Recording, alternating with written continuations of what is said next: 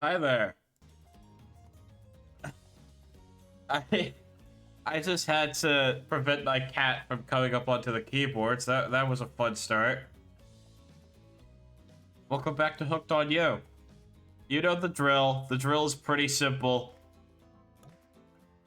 Oh yeah, we probably have to delete something, wouldn't we?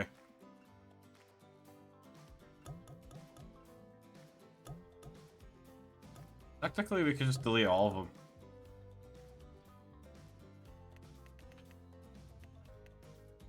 There we go. That BB name.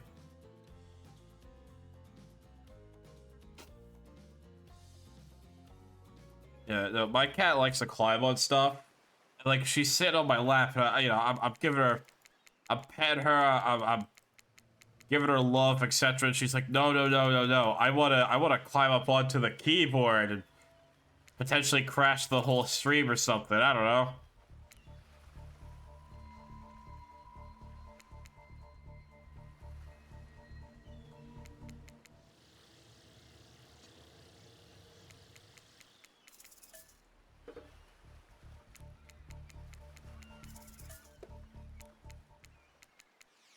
I'm going to be taking this coin with me. I don't know if I need it, but I'm taking it. Wow. Wow. There's the person for today's stream. Wow.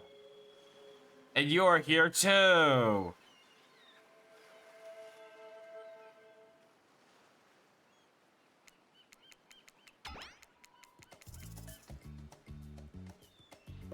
Toss it back. Just easy stuff.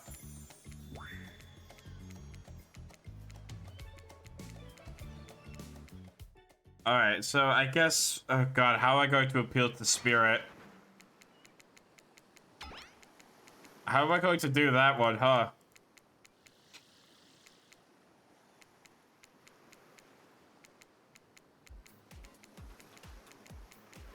How active? Not at all. Visibility? Give me... I mean, super strength might appeal more to trapper's taste. Not flight. We never picked flight.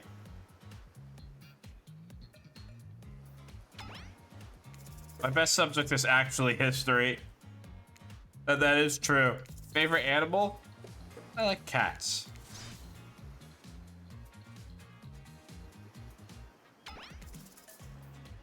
I like blue. Dream job? Not working at all. Yeah.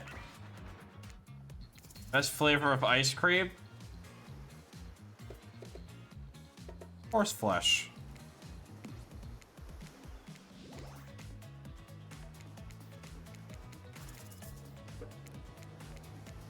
Yeah, and then I have to pick mint chip. Yeah, okay, so Spirit here doesn't like most things. Yeah, she's kind of like me.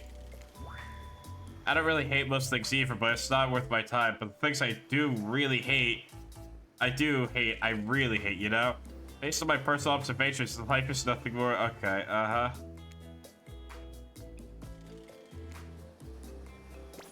Oh, wait, yeah, this is just everybody's introduction. I forgot about that part. It's been like 3 weeks.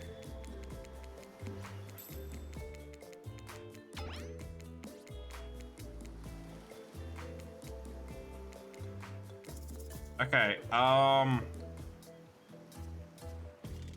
think this was the right... This would be the right option. Yes! To kick up your feet and look over the ocean and relax on your own terms. Food, why anything else? Dry, comfortable, enjoy a cool drink on a hot day. It's the best.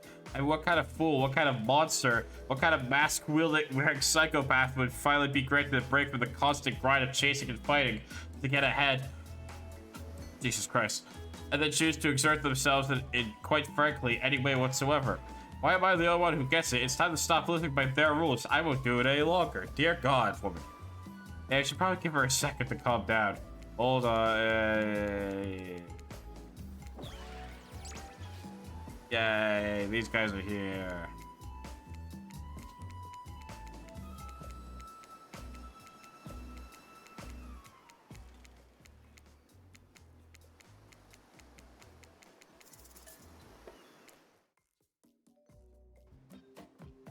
Finally, freedom for the preposterous premises that the four of us would be engaged in some sort of thrilling 2-on-2 volleyball match. Spirit looks at you from beneath her gigantic sun hat. She takes a conspirational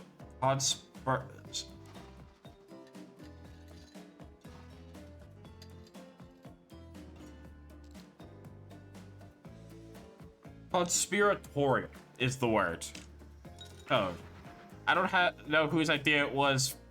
I don't know whose idea volleyball was in the first place, but I hate them. I was trying to feign a sprained ankle, but everyone already knows that I technically float above the ground, so nobody believed I was even putting any pressure on my joints in the first place. Then I tried to annoy everyone by not giving a crap, and when that didn't work, I tried whining, and when that didn't work, I threatened to kill every single person on this island, but turns out I'm not the first to toss those kind of threats around on this island. So thanks, I guess, for getting it called off. Are we threatening to end each other again? Now it's Dwight who takes on the conspiratorial tone, his eyes shifting as he slips into a loud whisper. Please just make it quick. Is that what you'll be saying when we get behind the bar to make you... Is what we'll be saying when we get behind the bar to make you the drink of your dreams. Ah! Hilarious, right? Right, Dwight? Jesus Christ. Yeah, right. So what do you be having? Uh-oh. Sangria? I don't know alcohol. Alcohol is weird for me. It's nothing fruity, but refreshing. Hold the coconut rum. A sangria, maybe? My pleasure. That sounds nice. We used to make drinks like that back at home. Who invited you? Well, not we exactly. I watched someone drink a drink like that once. They looked happy. Now's your chance to be one with the drink. What will you say? Is this some sort of juice for a child? Are there children hiding about? No, it's for adults. The kind who like, you know, tropical fun. Oh, I see. I'll just really seems to perk up at the idea of kids being around. Now, there's a joke I could make, but my lawyers have advised me not to. And it's bummed to hear there aren't any. But I'm quite glad it's just grown-ups on this island. Personally, little ones should definitely not be exposed to this. Not my cup of tea, but okay, sure. We could use it for a toast, yeah? 2 new adventures, 2 new friends to, Clink. Did you say Clink? No. Since we fulfilled your request, it's time for you to return the favor. I should have known there was a catch. Icebreaker time. I swear, I had known this... They'd pull this kind of Fox enthusiastic community building crap, and I've suggested we'd attempt to walk to the lowest point of the ocean before I ever set foot near this bar. You don't think it could be kind of fun? A little fun? Never mind, I hate it. This sucks. But it could be fine, or whatever you say. Has anyone seen my hat? I've literally never seen him in a hat. If we must make small talk, I'm at least picking a topic before we end up being forced to do some lame improv game that nerds learn their non-sports after-school activities that I definitely never did because I'm no nerd. B thinks a certain someone doth protest too much. Sitting here on this beautiful sunny afternoon, warm sand beneath the cool fog, beneath so much fucking word. Beneath my severed feet, the topic I choose is books. Oh dear God, no, she's got me numbered. I don't know how to read. Novels, comics, fiction, or not. Reading is the only escape from the inescapable horror of life. The escape into your own mind. A groan rolls through the crowd. Not a lot of readers here, I imagine, based on that response. They were more enthusiastic about drinking. Considering the situation we're in, it seems an appropriate time to ask you, what's your dessert island book? What do you bring with you if you were well on an island like this? Oh, it has to be classic horror. For reasons that should be obvious. To me, it's because this is an island of horror villains. Also, the books are all in the public domain. Nothing too modern. Humanity has gotten sort of soft these past 100 years. So what's your favorite? I mean, I have actually read Frankenstein.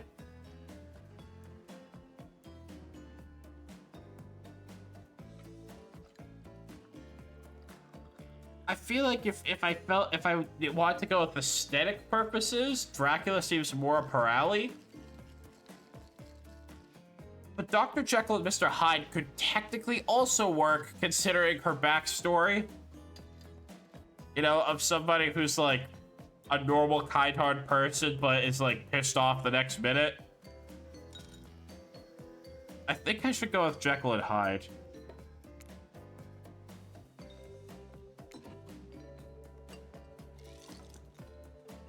Okay.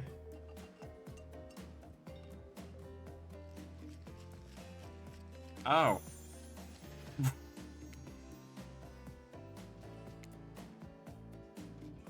Oh, shit.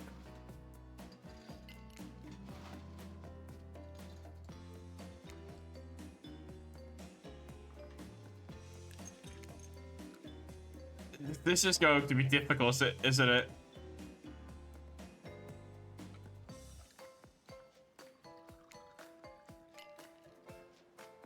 What?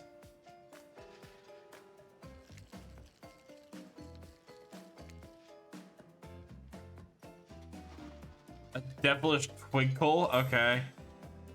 Huh? Oh, god damn it.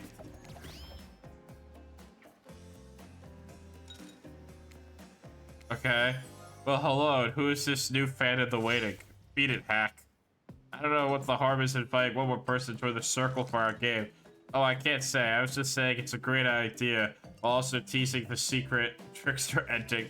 I've got much better things to do than hang out here. I'm famous. Toodaloo. First you spin, then you swap spit.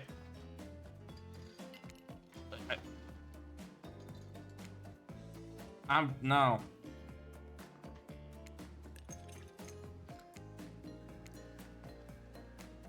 Yeah, mini games. Okay.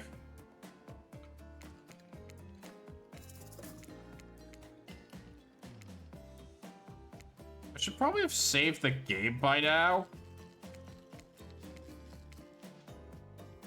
Oh, fuck. Yeah. Oh, thank God. This one. Two. Fuck. Bingo. So good. Ooh, just this morning you're waking up a strange beach trapped by strange with murderous intent. Now you're looking across the beach, towel at spirit, lust in her eyes, sweat glistening on her skin. Your heart races, you can feel your pulse pounding in your ears. I think it's too early. No, I'm good. Pass. I'm embarrassed. No thanks. Spirit takes you by the hand and you sit face to face at a private section of the bar. She begins to reach for you, putting her hands on your shoulders. You're sweating, but not in this. You're sweating in the gross way you sweat in interview for a job you're not even remotely qualified for. That is true. You don't know what to do. If you try to lock lips in this state, you might gross her out so completely that she'll never be able to look at you romantically again. Spirit, I have some bad news for you. I have something in my teeth. I think it might be seaweed. I don't know how long I was in the ocean. No, well, maybe. But that's not what I was going to say. That's not happening. Not now. Maybe not ever. If they think I'm gonna make out some strange just because a ball told me to, they've got another thing coming. And so do you. Namely a katana into your heart. If you were trying to make a moves under such absurd circumstances, I wasn't gonna. Yeah, I know. You seem pretty harmless. Not all that bad to kiss. If I were interested, which I'm not at the moment of the time. Are we going to tell them we kissed? We are. I'm not above lying to get what I want. Think about me being not bad to kiss. Was that a lie to get me to play along? If you want to know the truth, figure it out for yourself. But don't expect this life to hand you gifts like me. All I was ever handed was pain and suffering. Treat me well and I'll return the favor. Otherwise, try a different route and see what happens. I hate to break up such a passionate moment that we can only assume was passion because we never spy on you constantly while staying comfortably silent. But dinner is being served. Okay, okay, sure, man. That all happened. Time to mash the space bar. And this guy's back.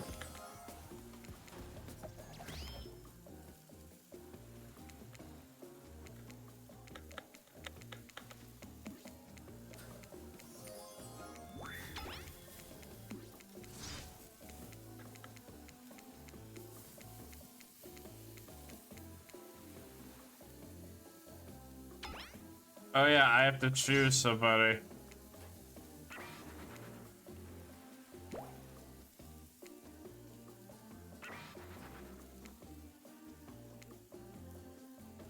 Wait, don't I have to cut it up? Ah, shit. More mini games. Alright, let's roll.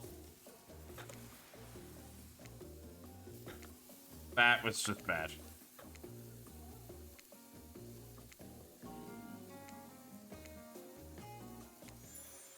That was pretty good. Yeah. Okay. Yep. Totally. Yep.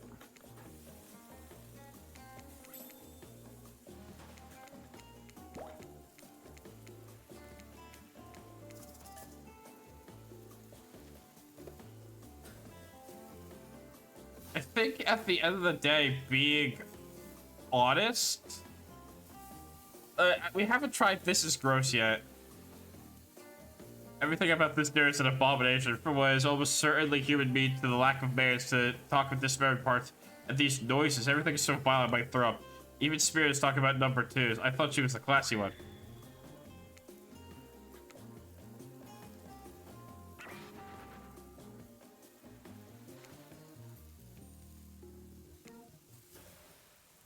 Well,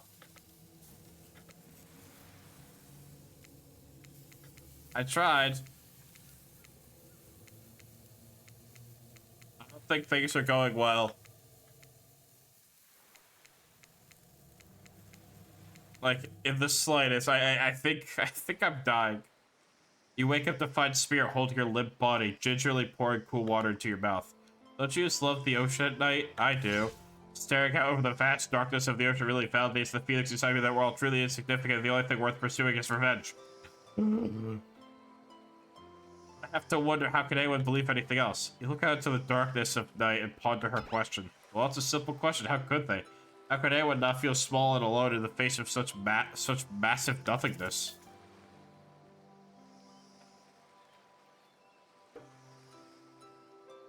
I could go cheesy. I'll go cheesy. I used to feel that way, small and important, alone, but lately I'm not so sure.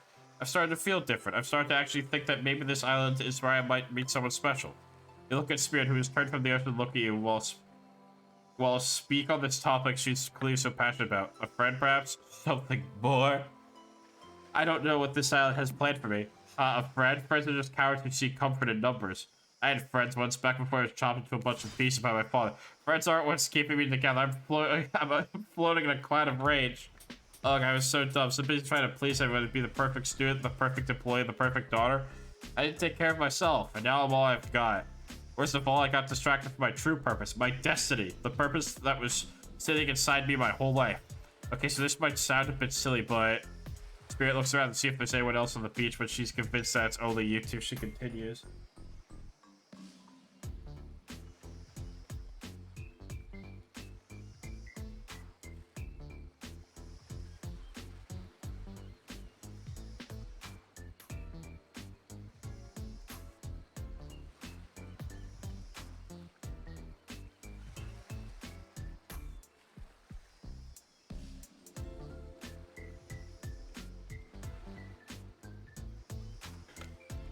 There's a dragon that lives inside me, I've always known. But I've tried to ignore it when I couldn't ignore it. I tried to push it down, I was so stupid. You're not stupid, that sounds badass, right? But I didn't let it, and then I, you know, chop, and that dragon is pretty much a one-track revenge beast. But enough about me, what's inside of you, stranger?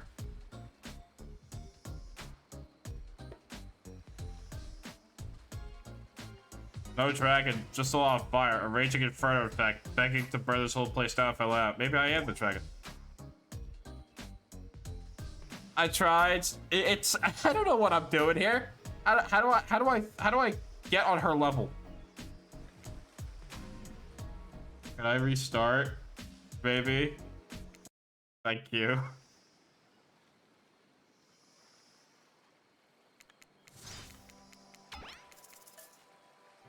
What about this one? Maybe it's spirits. Maybe it's spirits words. The ocean. Maybe it has. But you still feel connected. I may not remember much about my life before, but there's one thing I know to be true. I've always been alone. And I always will be alone. Spirit has turned from looking at the ocean directly at you now. The funny idea, isn't it? Being alone together. It's the best we can hope for. Okay, I think I get it. I can't be showy, but I can't be too showy. Or maybe it's too much to hope for. Maybe it's impossible to pretend we know anything. Is that just arrogance? Yeah, yep, yep. I killed to have a dragon. Maybe not the best word. I mean, dragon sounds awesome. Honestly, I don't feel like I've got anything inside me at all. Just darkness, never-ending darkness. Yeah, and here I thought Spirit was the biggest goth of the island until you arrived. Perhaps I can lay a torch. I don't need you inside me. Pass. So things are really heating up here. Flurry of footsteps. Yeah.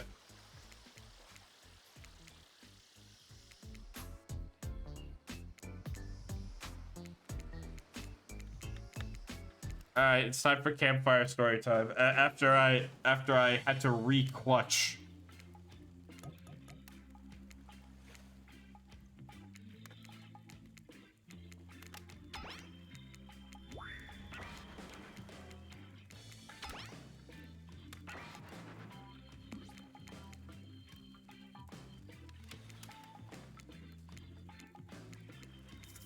Alright, you know the drill. Well, this entire experience is being carefully crafted. Yeah. Really, you want to hear from me? Spirit huffs and dramatically rolls her eyes as she gets to her feet in front of a campfire. Don't let her talk about. She's great with ghost stories. I don't know where she gets it, but she comes up with the scariest stuff. Seriously disturbing, even to me. I literally pulled a guy's skull. And I literally pulled a guy's skull and spine out with my bare hands. Talk about bullshit stories. If everyone else is going to chit-chat, I could just sit down. I'll just his eyes go red behind her mask and both Trapper and Wraith take their seat. They know when it's worth fighting and when it's not. Damn, okay. Well, I hate to break it to you, tonight's story isn't scary. It's a romance. Too late now, though. I was selected, and so I'm going to tell my story. I call it The Prisoner's Kiss. You know, it's the Huntress and Wraith are both sharing a giant tub of popcorn. Nobody offered you popcorn. It was a dark summer night. Warm rain seeped from the sky like blood from an old wound. I don't think I've ever felt rain be warm. Detective Hana, a celebrated investigator, renowned hostage negotiator, was called to the scene of a strange occurrence. Unlike anything she had ever seen before, when she arrived, the scene was chaotic. Crowds had begun to gather. A dozen other officers were doing everything they could to keep curious onlookers away, but how could anyone resist wanting to know more? For there, inside the middle of a busy market, had appeared a giant box, strange, alien in its appearance, and massive in size. No one knew how it got there. Was it delivered? Built on site?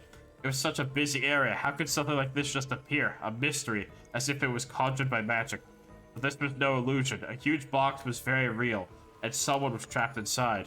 Spirit paused her story to look face to face of each audience member. She has no expression, but you feel her vibrating with energy. She's in her element. Help me, cried someone inside the box. It was a man. Terrified, trapped, imprisoned, his voice trembling. By now, it was... By now, if every detective in the city was there, looking at this strange structure up and down, inspecting it on every side, it didn't make sense. There were no doors, no windows, no fasteners or seams. It was completely solid, much too heavy to move by hand. Solid, that is, except for a single small slit, just enough to see the bloodshot eyes of the prisoner trapped inside. I don't know what happened. I woke up I woke up and here I was. I'm so scared. Please help me, cried the man, as if pleading for his life. No stranger to tense situations, Detective Ha comforted the man. She used her training to calm him and buy time for the other investigators. However, the time did not bring clarity, only anxiety, as the night dragged on with no progress opening the box. As the night grew longer, the seeping rain puddled on the ground. The man inside grew more desperate, more sadly... Fuck me, holy shit. More sad and lonely, more pathetic and in need of help. But Detective Hana was no help at all. Powerless to save him, guilt began to weigh on her like it never had before. Don't let me die in here, the man begged. Don't let me die alone. Stay calm, instructed Detective Hana. You're not alone. I'm here.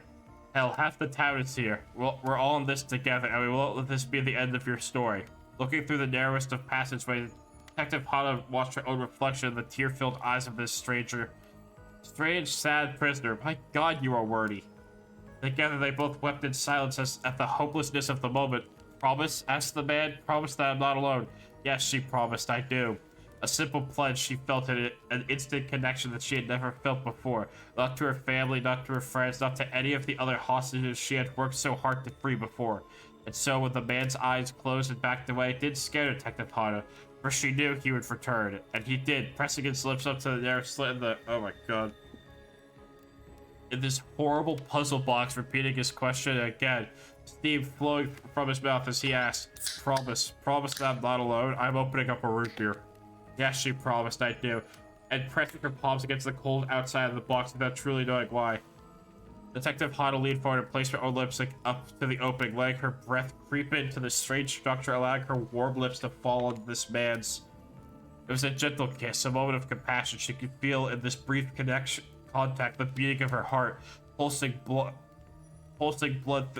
through every inch of her body, matched beat for beat in this soft touch. Thank you, said the man, no trace of fear remaining in his voice, as he backed away into the darkness, disappearing in a single moment of eerie calmness. Get back, yelled an officer, suddenly thrusting himself between the detectives. I need a drink, fuck me. Thrusting himself between Detective Hana and the box, breaking his silence that would soon be filled by a cacophony of whirring gears and clicking of latches. A symphony of mechanical activity happening all at once. Something had triggered, as if an unseen lever pulled and the side of the gigantic box began to slide open. Detective Hana gripped her flashlight tightly and pushed forward into the foggy interior of the giant box. Her feet splashed in the puddled rainwater.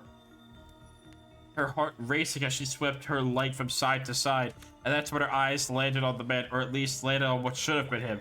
There in the corner of the box was a pile of pieces, like parts of doll, almost pulled apart, or perhaps that's just how Detective Hana had to think of him in that moment in order to survive.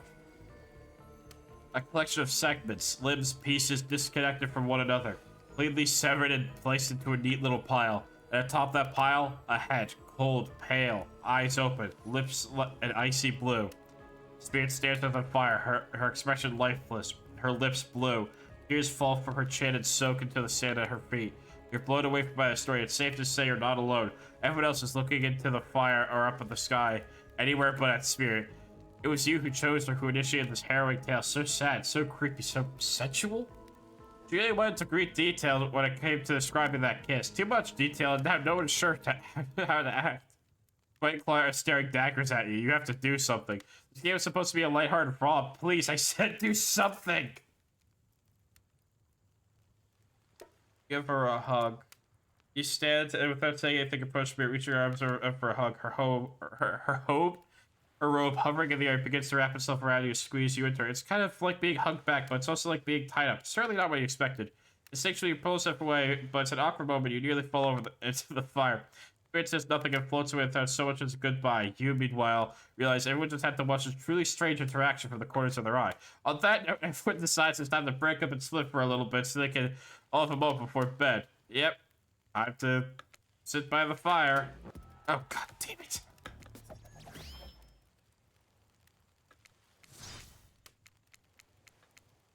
Nobody invited you. Please leave. You know, I was watching you while I told my story. I could tell it was having an effect on you. This fog that follows me around, I can feel you breathing heavily, taking... You and I are absolutely flabbergasted at that piece of information. Legit, you learn something new every day. When you're gone, I mean a narrator. You're doing it again right now. You need to calm down. You should come to the hot tub with me. Dipping in the hot tub with the Spirit, you've come a long way in a single day. I'm not saying you shouldn't follow her, an offer like that. Just don't forget a little talk. I'm gonna get big mad by the ocean. You and your storyteller friend, yep.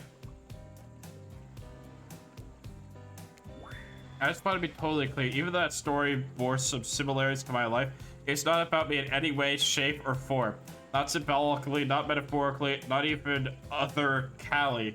What? I believe you completely. Sure, you were cut into pieces in your life, and so is the person in the story. A perfectly normal coincidence. Sure, you're on this island trapped, one might say, in a most puzzling place. Also a completely regular coincidence. And sure, his lips were blue, and your lips are blue. Really? You call this blue? No, actually, that doesn't look blue to me at all. Searching for answers, hoping to find revenge. Okay, so similar, stop there, I guess. Coincidences. Sorry, the coincidences. Get this through your head, whoever you are. Samurai blood runs through my veins, or, well, maybe it has coagulated by now. No need to sweat the details. Regardless, I'm a descendant of noble warriors. Well, I wouldn't say noble. Thousands of years of training with bladed weapons preceded my entrance to this world. You know how many swords that is? A lot. You've got to figure out. You've got to figure that with that many sharp edges, a person is about to get disconnected from a body part here and there. The truth is, I wouldn't typically share, so I don't go blabbing about it. I dreamt that story like watching a movie in my sleep, but I was just a little girl, years before my father sunk his blade into my skin. I've never been able to shake it. That's a very adult story for a child to dream. Do you believe me? Yes? I know you just meant, but yes, I do believe you. The way you told that story, it clearly came from someplace deep. We tell you to trust a stranger, you're going to hurry. I'm gonna fucking lose it. I'm gonna fucking lose it.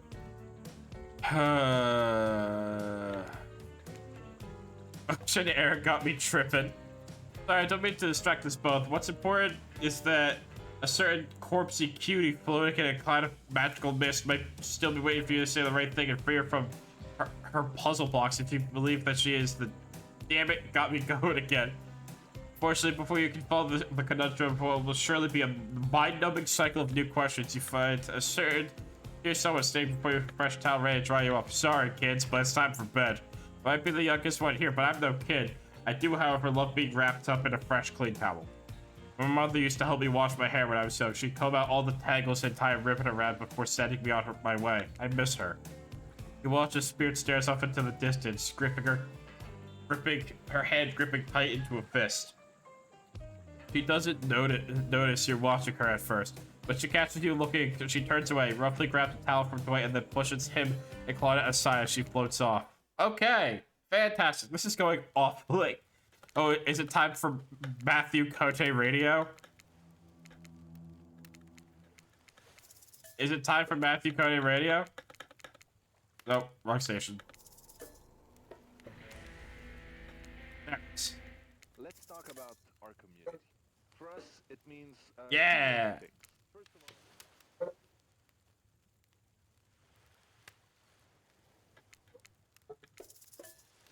Go back to me. Spirit tells you her secret from falling asleep while she's feeling restless. I like to listen to flute music, dab on some essential oils, and steam my pores. Really? What? Even the dead like to relax. I don't really have any of those things around. Spirit reaches out and presents you with a unique item. It's a small comb carved from bamboo. I guess you could hold on to this. It was a gift from my mother. I will want it back, though. If you lose it, well, you'll get your revenge on me. It's the last thing I do. Finally start to feel sleepy. Except, maybe this isn't really sleepy you're feeling. More like, yeah, uh-huh. Oh, God, he's sketching me again.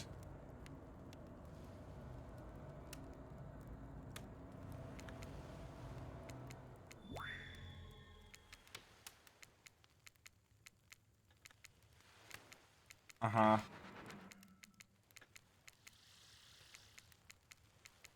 Okay, thanks. Appreciate it. Please stop drawing pictures of me while I sleep. Oh, it's this.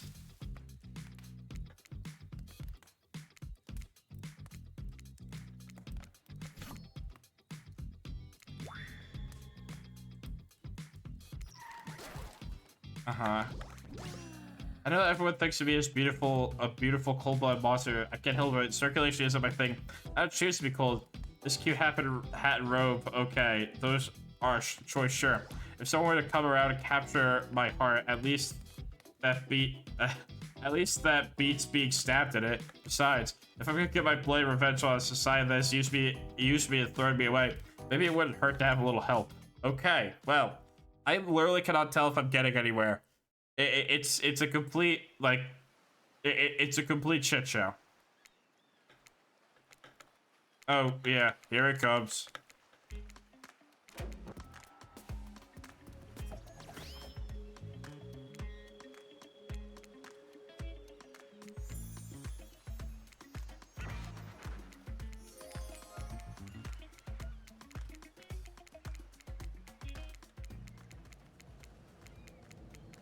Yep. Yeah. Yes.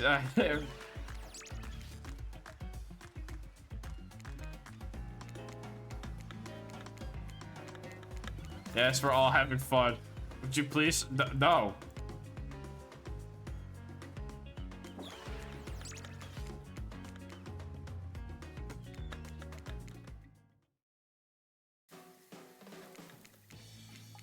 All right. I can't imagine. Oh God.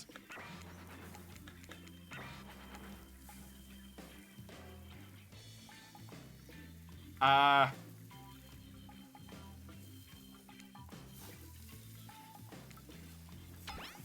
Something's not right. Did anyone else feel especially cold last night? Not in the technically dead sense, but I don't know, some other sense. Like, it's for the first time in a long time I felt the sun yesterday, and then it went away. I didn't like it. Yesterday the Wraith had enough time. Yep. There it is. Take us home, Wraith.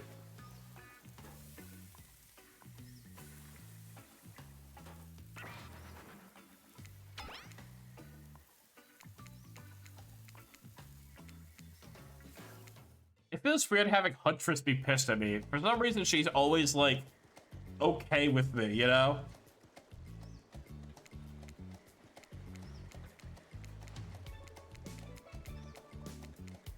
Like, she's never truly pissed at me. I mean, she was pissed at me that one time I kicked her out. That one was... That one was quite something.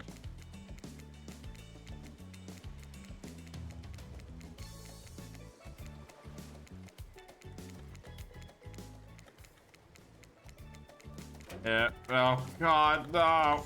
Please go away.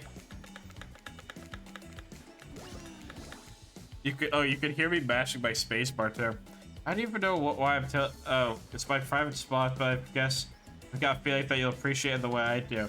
Not like these other killers. They don't get me, but I'll get them. Oh, I'll get them, and I'll get my father too, and I'll punish him for what he did to my mother and me. Spirit radiates a menacing aura, waving her sword around the air as she threads, well, the entire universe. It's scary, and more than a little hot. If you get turned on by menacing. Like, all this time, a murderous island has gotten both of us both a little confused about things. I'm choosing to lean into it. I'd suggest you do the same. You've seen her get mad, which is probably enough to scare you to compliance, but you've also seen that there's a more sensitive side hiding within her. Which one do you think will win out? You consider her offer, but before you can decide if you want to go with Spirit, the Huntress interjects.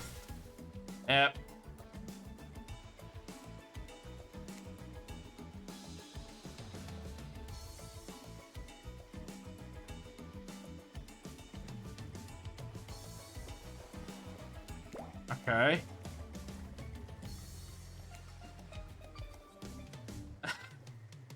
Can nobody just like, does nobody know what sound effects are? Like, Huntress said wink wink out loud. Rafe said clink earlier.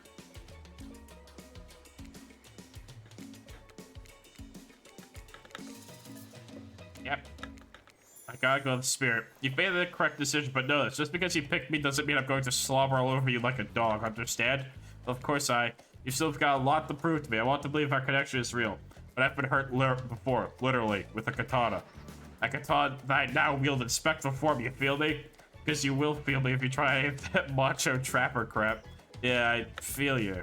Before you ask Quanah and Dwight to clarify, I'll just let you know, yes, it's too late to change your answer now. Okay, thanks. You and Spirit arrive at the coast overlooking the Black Lighthouse. It's old and decrepit, but still impressive. There's something magnetic about it. You can see why Spirit would be drawn to such a place. You look Spirit up and down, notice that she's wearing all black, just like the lighthouse. Now, there's red in there. It looks like a bit of a theme. Is black your favorite color?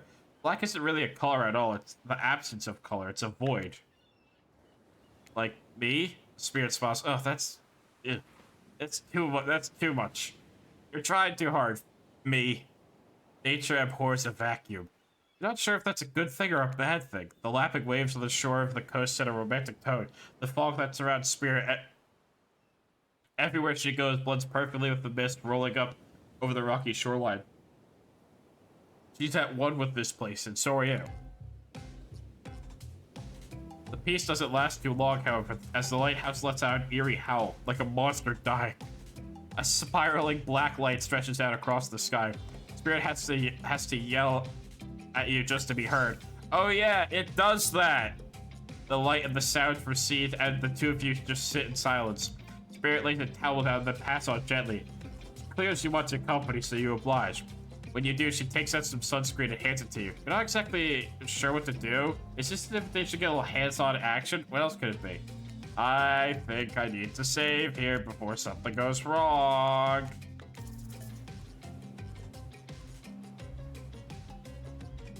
I mean, she's literally dead. I really don't think that... I really don't think that, he needs sunscreen. Thanks, I forgot to bring my own, but I lost my array and fell into the ocean. No problem, I figured as much. Spirit turns away will slather ocean all over your body. It helps reaching those difficult spots. You see, I told you. You see a hand float around your back.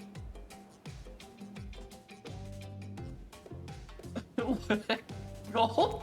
Swallow hard, try to make room in your throat for words to come, but nothing does. You're embarrassed enough to decide to live with what you've got. Suit yourself. Damn. Let's try this one again, just in case, Thanks. Alright, fine. Sure, why not? Spirit's hands on your back is ice cold, but she has a soft touch. When she's done, she takes care of herself. She does need sunscreen? Watch the Spirit apply sunscreen to herself in the most unique way by floating her hand around her back to spread it on. Say nothing. Just don't say a word. You look on in wonder, not sure exactly what's appropriate to say in this moment. While you're staring at the Spirit's back, her head turns around and notices you look at her. I'm sorry, is something wrong? I was just thinking about what you must have gone through to end up like that. It had to have been horrible. It was worse than death. At least death ends eventually. I want to forget it. It literally made me who I am right now. Truth is, I could pull all of these bits of glass that are stuck in my flesh out right now if I wanted to. But I don't want to. Each shard is a reminder of what my father did to me, and what the world did to him. That's why I refuse to play the universe's game. I hate the idea that I'll be forced to succumb to pressure the way he did in the end. And the way that that fear and anger filled him up, and then came bursting out, the way his misery flooded our home and drowned us all. It's not hard to think about revenge. The dragon inside me it's doing to me what the world did to him. I have to fight it, even though it gives me strength. I must maintain control. You're stronger than he ever was, I'm sure of it. I appreciate that, Spadely. I suppose a little help isn't a bad thing in life. In love. This world is a lot to endure alone. Shut up. Ugh. Yuck. Maybe I could use a little assistance.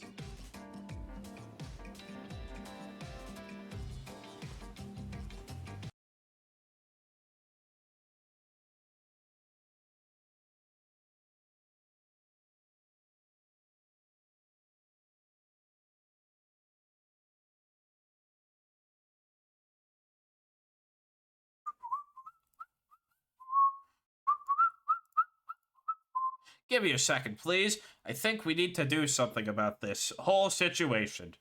This whole situation.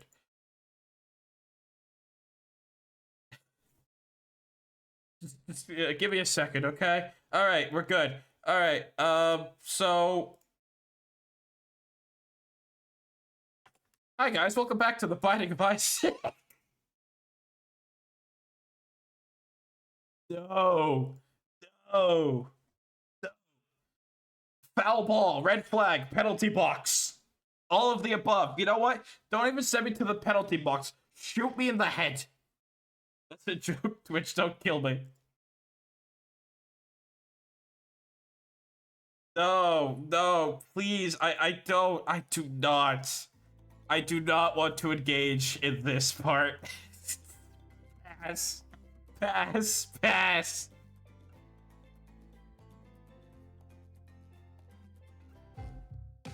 It rubs the lotion on his skin. Ready? Oh, God, no! This is the worst day of my life.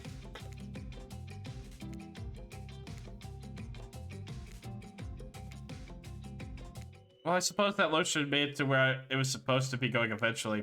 You weren't too incredibly wasteful. I'm not a woman who believes in rushing through things just to get them done. If there is the next time, I'm sure you'll do even better. You look up at the lighthouse, its ominous, dark form hovering above this moment between Spirit and yourself. Evil as it clearly is, and in this case it does... Wait, evil as it clearly is, in this case it does you a solid by blurting out another ominous moan and burst of black light that rescues you from this awkward stuff. The Flying Dutchman! The Flying Dutchman? He's here! The new killer revealed! From seemingly out of nowhere, an ancient-looking ship appears in the water. It glows, itself a thing of death, a spirit of a ship that once sailed these seas centuries ago. A tattered black flag whips in the ocean air above the ship as it careens towards the shore. Before crashing on the rocks, it must have been drawn in by the lighthouse. You hear the distant shouting of sailors as the old wooden ghost ship breaks up and sinks into the water. Alright, it does that sometimes too. Should we, do something? Nah, the sharks will take care of it. Within a minute, the ocean is quiet again, except for the waves. Note to self, hungry sharks. But these time-traveling pirates, or whoever they were, you're half sure you saw one of their skull and crossbow flags.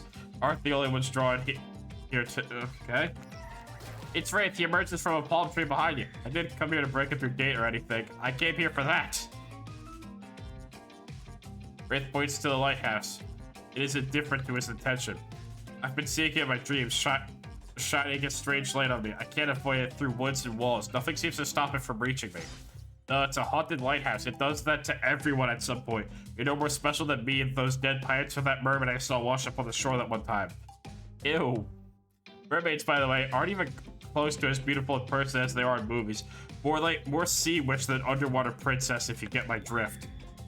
It's all part of a vast conspiracy, an epic river of lives that runs beneath the island or something. I'm pretty sure I figured it out. The basics, anyhow. If you come with me, you can get cut. Okay. Spirit waves her katana, nearly trimming a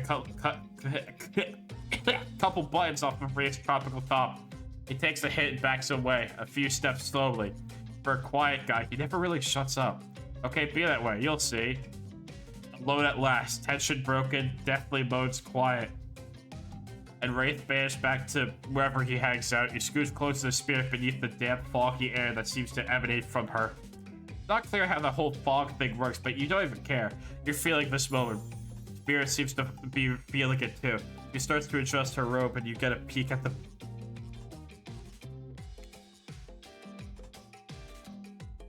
Okay. For someone who seems intent on proving how little she cares about what everyone else thinks, you put a lot of work into getting into that suit. It's got straps for days.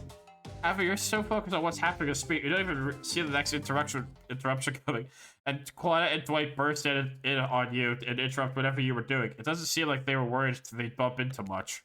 We're here to make a very dramatic announcement. Yay! Oh god. Is it time for somebody to fucking try to confess their love to me? Who is it? But there is a me. You've got mud in your ears, Fred. I told you to get lost. Don't you see? Lost is what I am. And so are you. I know, but I know the way out. I've got a map back at my secret lair. Literally and figuratively. Yeah, I know the difference. And that's why you should ditch Spirit and come spend the rest of the night with me instead. Got a secret lair? Damn it. Who said anything about secret lair? I've got sap in my secret hair. There's a flap on my secret chair. Don't change the subject. Don't ask me what he's talking about. You're trying to make a mess of the first nice day I've had in I don't know how long because it's not even clear what year it is, but in a while? I'm not about to be ditched for the likes of you. It's not me messing things up, like I keep trying to tell you, but it's this dang island. I've come to accept a difficult truth. What's happening here? Well, I'm convinced that it's our fate. It's not anyone's decision. It's simply the way it will be. There's no use fighting it. What would you know about fighting? All you know is hiding your spooky little secret hair and crying like a baby while ringing your little bell. So don't tell me what I can and can't fight back against. I was born a fighter. Yeah.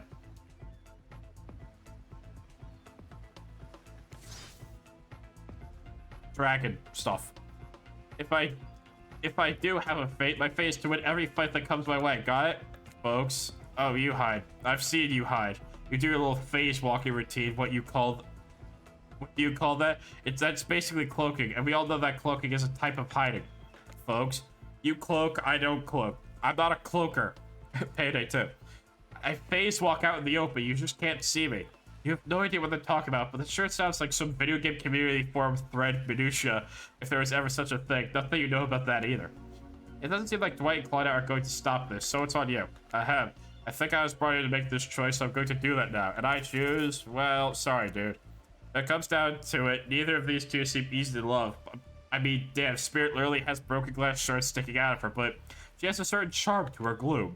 Spirit and I were actually having a nice time besides. If it's my fate to end up on this island, well, it's to hell with fate, really.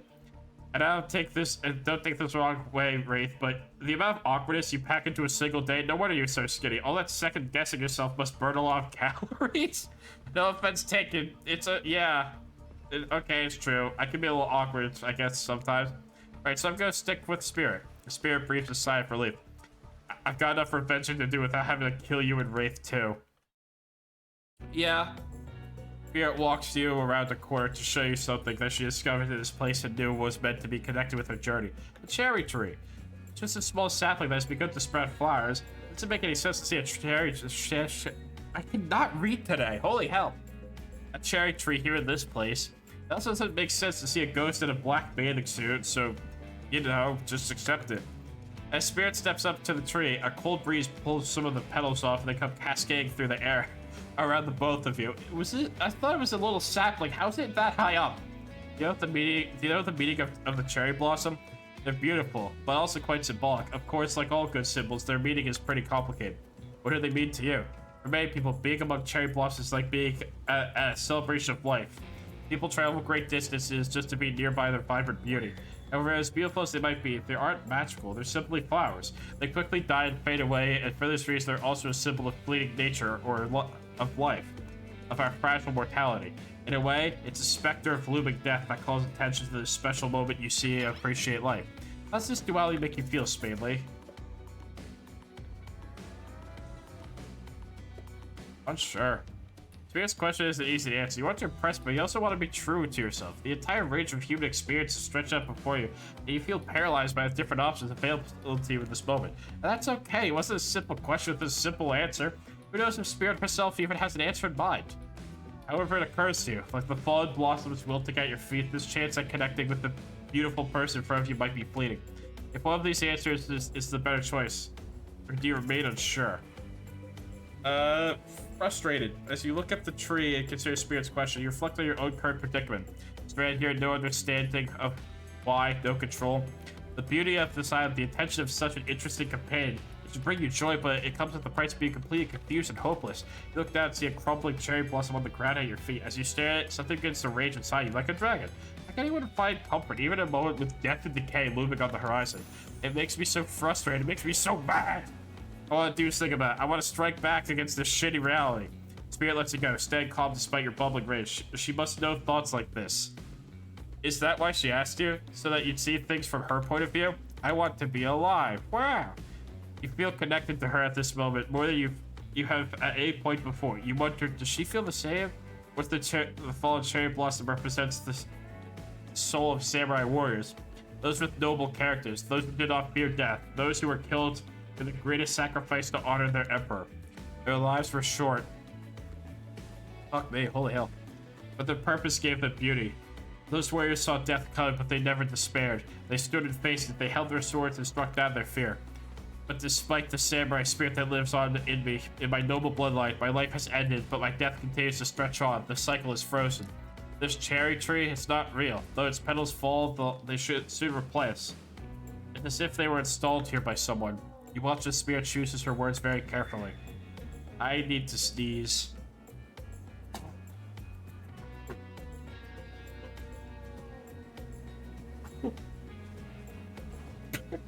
Excuse me. By someone with no respect for the balance of life and death. We're sorry to interrupt.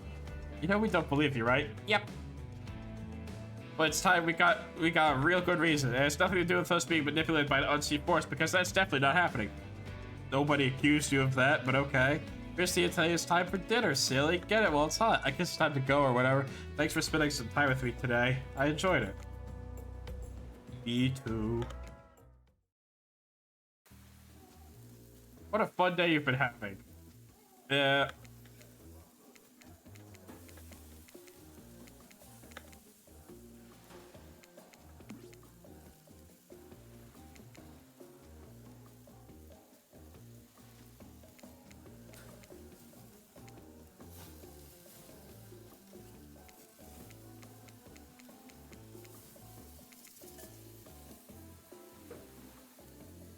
I say be coy. It wasn't really a date, more like two people avoiding everyone else and choosing to be alone, but doing it in a relatively close proximity to each other. That's exactly right. Could have not said anything of value better myself. Spirit is clearly happy with the way you portrayed your date. No surprise, she doesn't like people getting into her business.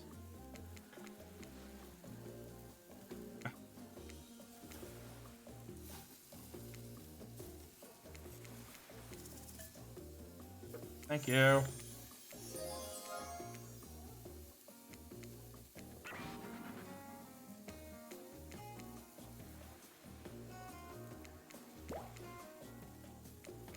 Why do people around here like fire so much? I'm not really a fire person.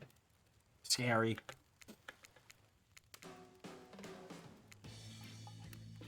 Well. Oh, that's a Boris first. What do you mean don't speak? Okay, whatever. Alright, fine. Romance. Romance is I thought, yeah, I'm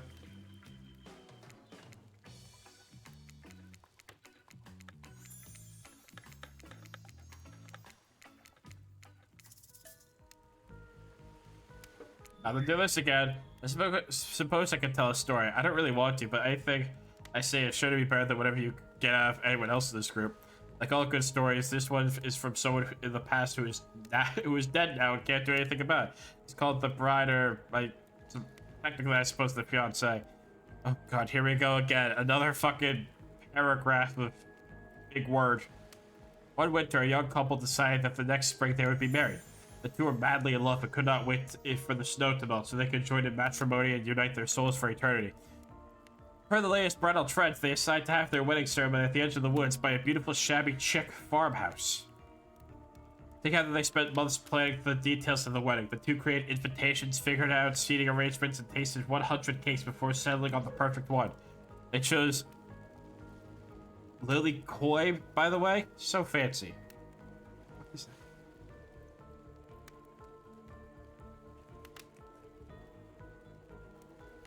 It's a passion fruit. What does a cake look like? Oh. Okay.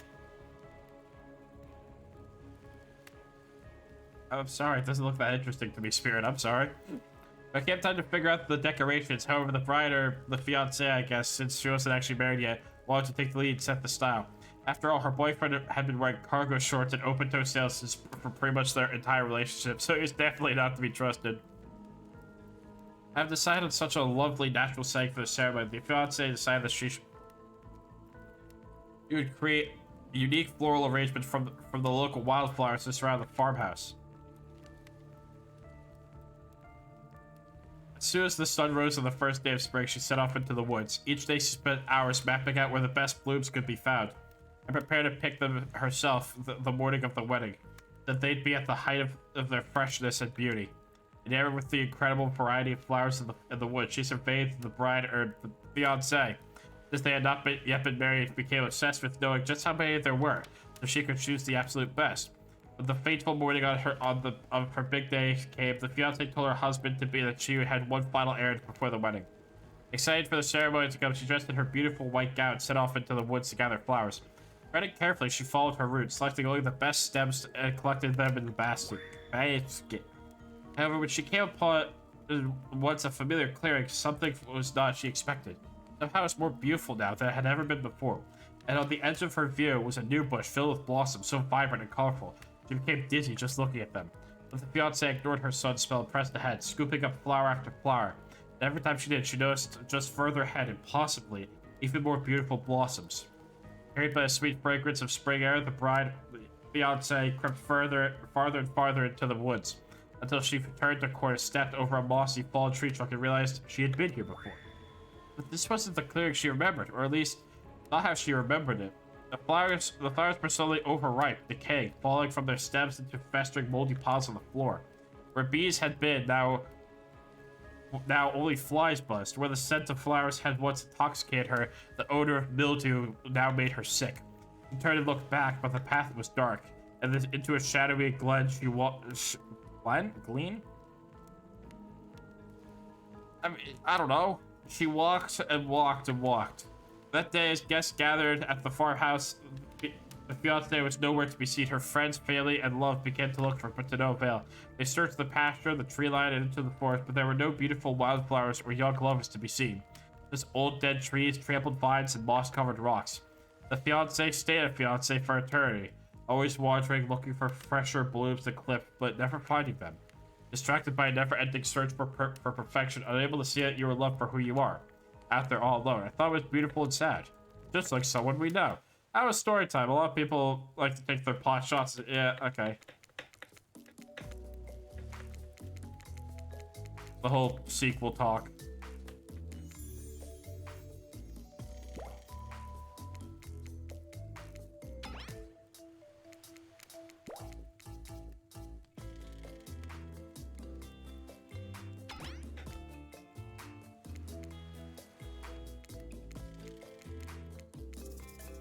Doink.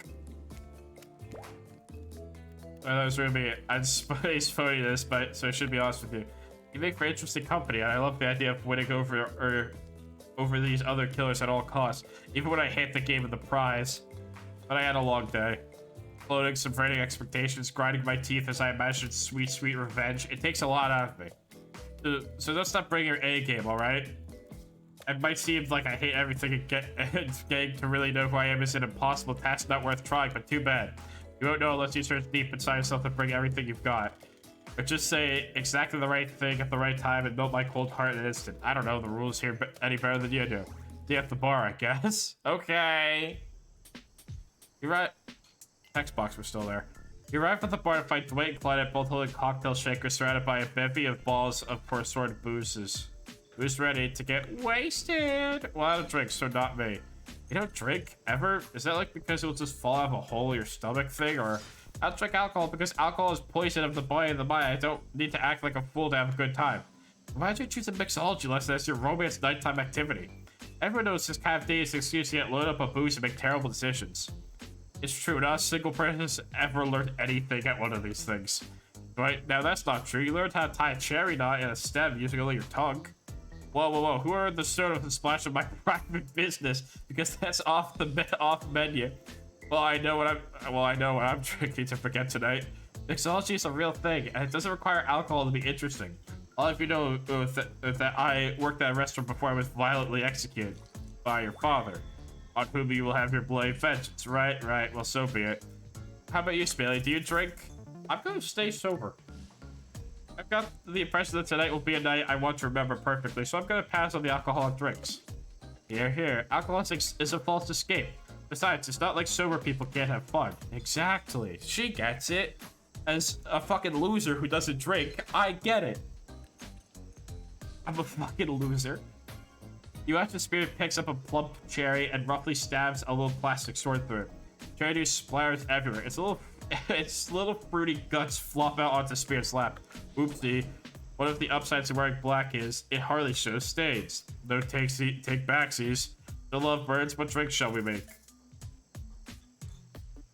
Technically,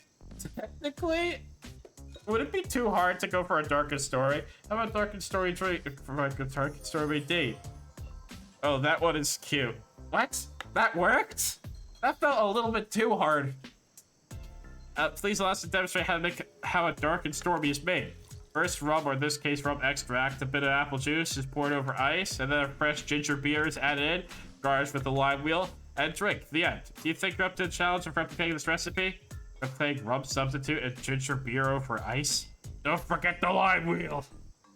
Rum substitute and ginger beer over ice with a lime wheel. Not sure I appreciate your tone, but yes, you've got it. You're a natural. A sassy natural. You might have more common than don't you dare.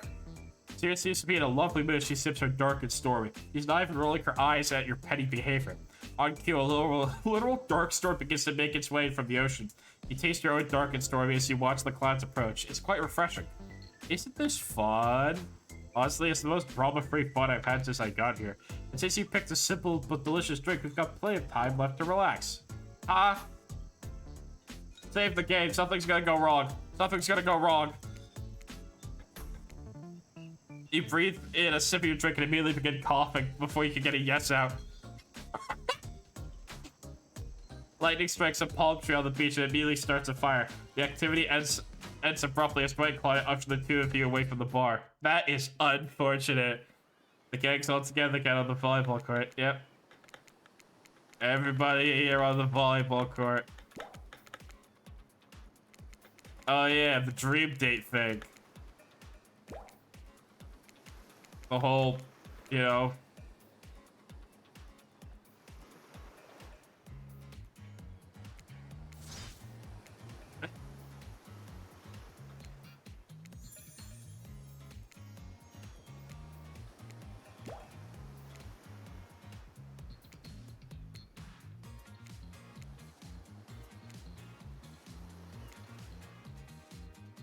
Has everybody lost something?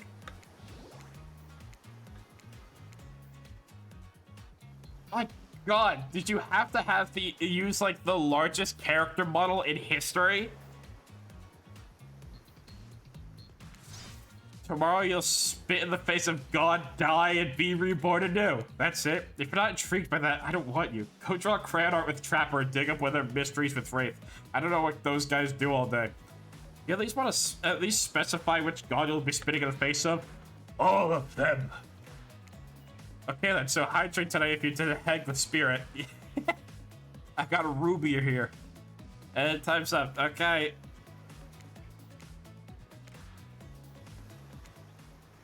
Oh yeah, is it time to... It's time to throw somebody off.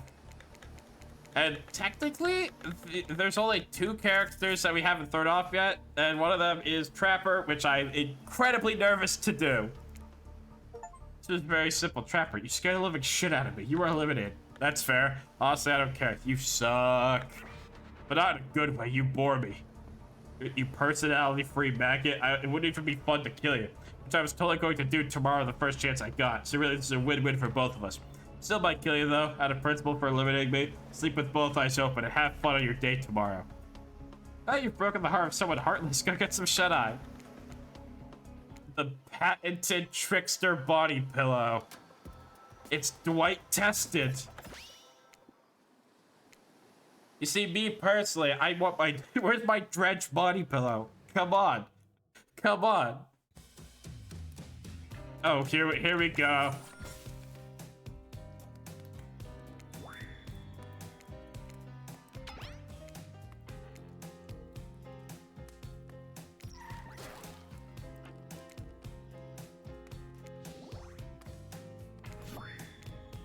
I don't handle rejection well, at least I don't think I do. No one's ever been dumb enough to reject me before. Yeah, the more I think about the actor I'm getting, I'm a giant rage monster, so everyone in this room should be scared right now. Turn the camera off. Of course Spadely's into me, why wouldn't they be? But I'm thoughtful, beautiful, surrounded by a calming mist. I've also got great hair. And since I'm technically dead, I'm extremely low maintenance. Actually, that's cap. That means you literally cannot touch the water. It's just gonna get awful. Awful, disgusting, horrid. Like, I'm talking bloat and boils, parts going into the water. I took a criminal justice class in senior year and I'm out here. I learned things I didn't want to know. And if we come back from me talking about that to Spirit used to saying anime waifu, I quit. Well, goodbye. Look, I don't like the term anime waifu around too often, but if the body pillow... Shut up! Shut up! Don't do it. No, the community will get horny. Stop it. I will pepper spray you. If the body pillow fits, snuggle it, you know what I mean? But no, you're not part of this. You don't get a confessional. It's cool, man. I'm not part of anything. You feel me? Oh, God.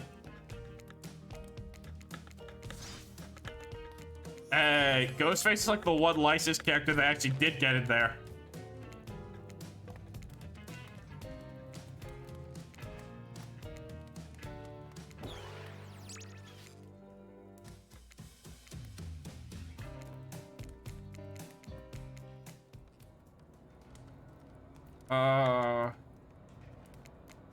I forgot about this one. Yay. Yay. Yay. Oh yeah, the killer crabs. I forgot about that part.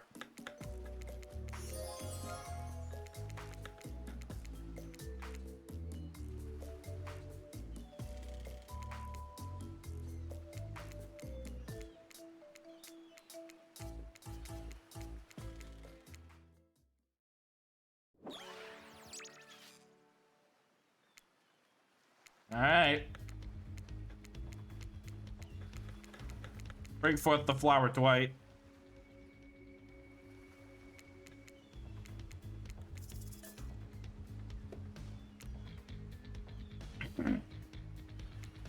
Spirit, since I met you, I've been enchanted by your presence. You've challenged me to be a better person and resisted the urge to show me the sharp edge of your katana. For that, I thank you. I'm ready to take our relationship to the next level. And we shall, up to the eye of the dark storm that is our reality, to the lantern room of the Black Lighthouse. It's time... Uh-oh. Tag out, tag out. Chat, you're in. Tag out. Tag out. Tag out. Chat. Chat, I'm scared. Chat, no. Tag it out. I thought it might be nice to start the day on Trapper Yacht before we head up to the Black Lighthouse. Even if I kind of hate this basic tropical vacation stuff like yachts and snorkeling or whatever, it's good for you to see me in the sun a little bit. At least there's more to me than what you've already gotten to experience. I know that my whole vibe can be a little dark. The hat, the swimsuit, the plume of floating hair. This wasn't always who I was. I was a normal young woman once. Went to school, hung out with friends. I even had a part-time job working at a restaurant in town. And then, well, I know what happened to your father. He murdered me and I woke up as an undead adventurer. That's not what I was getting at. Something else happened to me. I realized I need to be seen. I don't even know. That's got an achievement called Obsessed much? The fuck do you mean by that? I don't even know by whom. A lot of time when you think about ghosts, they're kind of see-through, flickering specters. You imagine reaching out and having your hand go right through them. Ooh, like that sort of thing. Maybe there's some warping effect on the world around you. I don't know. Depends how much movie you're watching. But when I died, I dare you to try to reach your hand through me. Bet. Let's go. Not really. That's not an invitation. It's rhetorical. I just fucking punched directly through her stomach. Shit, it worked. Why'd I end up this way? Who brought me here to this island? Who knows? I sure know. I've got my ideas. I'm not exactly out there digging in caves or dusting off antiques and trying to find clues or analyze their meanings. I do want to take this experience seriously, though. I want to give the process a chance. Maybe a dumb process and one that I have extremely little respect for as a person. But you just woke up on this beach with no memory of who you are or where you came from. Rather than freak out and simply try to swim away, you're giving this a chance. I actually didn't know that swimming away was an option. It's not. However, the fact that you never even tried means that you've got courage. Or an open mind. Or, I don't know, maybe you stuck around. Because you like someone you met here. Yep. I'm here to find this huge 7-foot bastard named Kazan. He's known as the owner. You might know him, you might not. I'm looking for that guy. I'm looking for some meat. Maybe. Well, the two of you were getting all deep and philosophically flirty. The yacht pulled up to the shore next to the lighthouse. But I said lighthouse first. What am I doing? Last stop, everybody off. There were other stops? Oh no, not of this trip. Of your life. Spirit rolls her eyes and leaves for the shore. I'm just messing with it. This was the only stop. Nobody here is really looking out for our fun, so we have to make it for ourselves. But there are no other stops. Seriously, go. Race you to the poop deck, Dwight. The ship doesn't even have a poop deck. Oh, it will.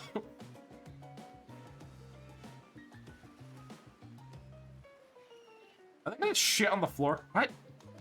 As you disembark, you see Dwight and Clint run giggling across the ship. Too bad you can't date those two. They seem like they really know how to have a good time. I mean, granted, if that was the case, the like ending would probably be stabbing Dwight like through the sternum or something. You arrive at the beach near the majestic black lighthouse. Its imposing form towers above you. A flock of birds circles lazily, no sense of fear or urgency, as if circling a corpse that hasn't moved in ages. I'm excited about today, see? Spirit places her wrist delicately into your hand and presses your fingers down against her skin. It's cold to the touch, but you feel, is that the faintest of pulses? My blood is absolutely pumping. So what happens now? Now I show you something that no one else has ever seen up close before. Well, no one who has lived to tell about. We're going there. Spirit points to the top of the lighthouse amongst those circling birds. What's actually up there? Have you seen it? Hey y'all, how's everyone doing today? Hi Wraith, you sure seem chipper today. Something strange is definitely going on with this guy. Well, something else is strange. Something different than what's usually going on. Wraith takes a deep breath, sucking in the ocean air like it's the greatest air that has ever been sucked. Bailey, thank you for choosing anyone to go on a date with today. Alone again forever. This is how I was meant to be. I feel alive. Are we done? We're kind of, you know, on that date you just mentioned. I'm glad you're feeling better, Wraith, but like you said, we're kind of in the middle of something. You mind? Oh, right. So what you're doing? Headed up to the island lighthouse? I love it up there. You can really see the whole island from up there. In fact, I thought you said no one has been up there, and I live to tell about it. This sounds exactly like telling about it. Technically, I don't think Wraith counts as being alive. I mean, I don't maintain the canon, but Spirit wait for arm at Wraith form at Wraith from head to toe. And if he's not dead now, he's gonna be when I punish him for interrupting our date. Hey, now we can solve our problems without our hair floating up to any menacing shapes. I'll just be over here running away, enjoying the. You know, I think Wraith was kidding about the whole being up there thing. Honestly, the view is even of the island. What you can see is mostly ocean on account of it being, you know, a lighthouse. However, that does bring up an interesting point. Regarding your, how do I say it? Spirit floats up and she scratches her head contemplatively. You don't see her at a loss for words like this. What's your mortal status? It's because, despite what our lanky friend seems to think, that lighthouse is not to be trifled with. It's a beacon of death and suffering that brings doom to it from all corners of the world, if not further. Well, duh, you saw a freaking pirate ship seemingly travel through space and time only to crumble at the rocks beneath this spooky tower. You decide not to point it out because that would be too romantic now, wouldn't it? I think I'm alive. I'm here with you, walking this beach, freely the water on my feet, feeling the sun on my skin. Here with me, the spirit. Does that make you feel alive? I guess, I don't know. If you come with me into the eye of the black lighthouse, you may never return. Is that a risk you're willing to take? Because we have something. I won't deny it. I feel it. I hate you to simply turn to ash. If we were to commit right here and now to figure this out as friends, we could put that risk off for another time. Just be friends? Ouch, is this her way of letting you down easy? I don't know if I want that friendship. Ugh, I'm not reading that. I can't decide this for you. I can only warn you that it may not be safe. You may die up there. There's nothing I can do about it. Go up, maybe die. You take a deep breath and think about every particle of sea air as it travels into your body and fills your lungs. Maybe the last time you have such a thought, but you feel strangely at peace with that information. I don't need another friend. I want something more. I'd risk my life for it. Spirit smiles a quirky, devilish smile. Right this way. Okay. Inside the lighthouse, it's almost pitch black. It was seemingly dead when you stepped through the door, but inside this place is like a void. I'm going to turn up the game volume a little bit. There we go. Last thing you see as the final rays of the sun leave you is a horrible sight. Hey, I never tagged back in? You need to tag me in. That's how tag out works. Like, you watch a wrestling match, you need to tag me back in. And you know what? As of now, I have since removed your hand, and guess what? I'm back in. Fuck you. Fuck you. Enjoy life without a hand. It's mine now. I'm going to use to hold wine glasses fancily.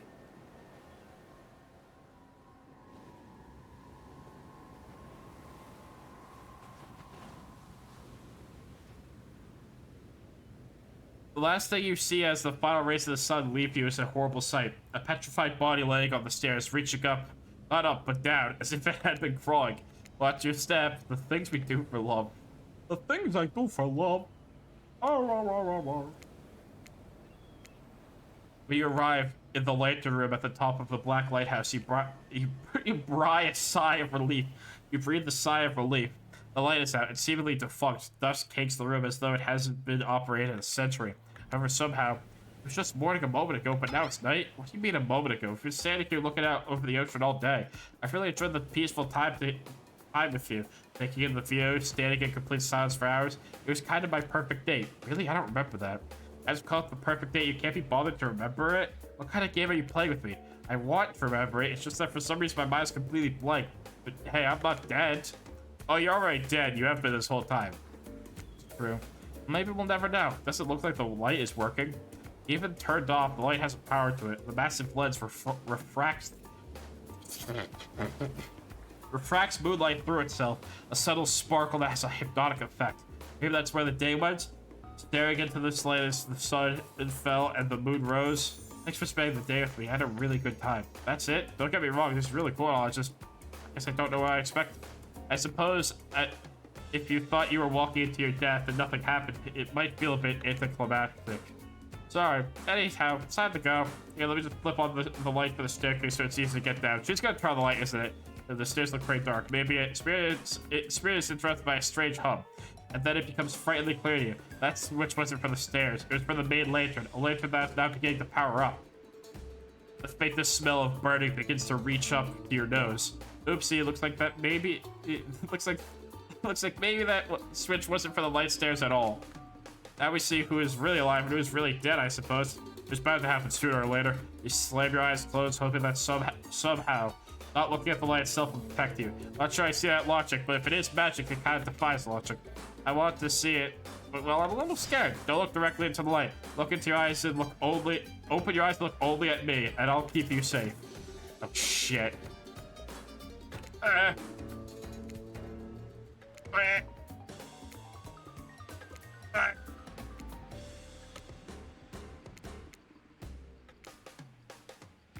you okay? You seem okay. I hope I haven't ruined this by pushing you to do something you weren't meant to do. You're so brave. Maybe not so coordinated, but certainly brave. I'm so lucky you'd put yourself through this for me. It shows that you're real. Despite your attempts to resist the incredible force of energy from the Black Lighthouse's lantern,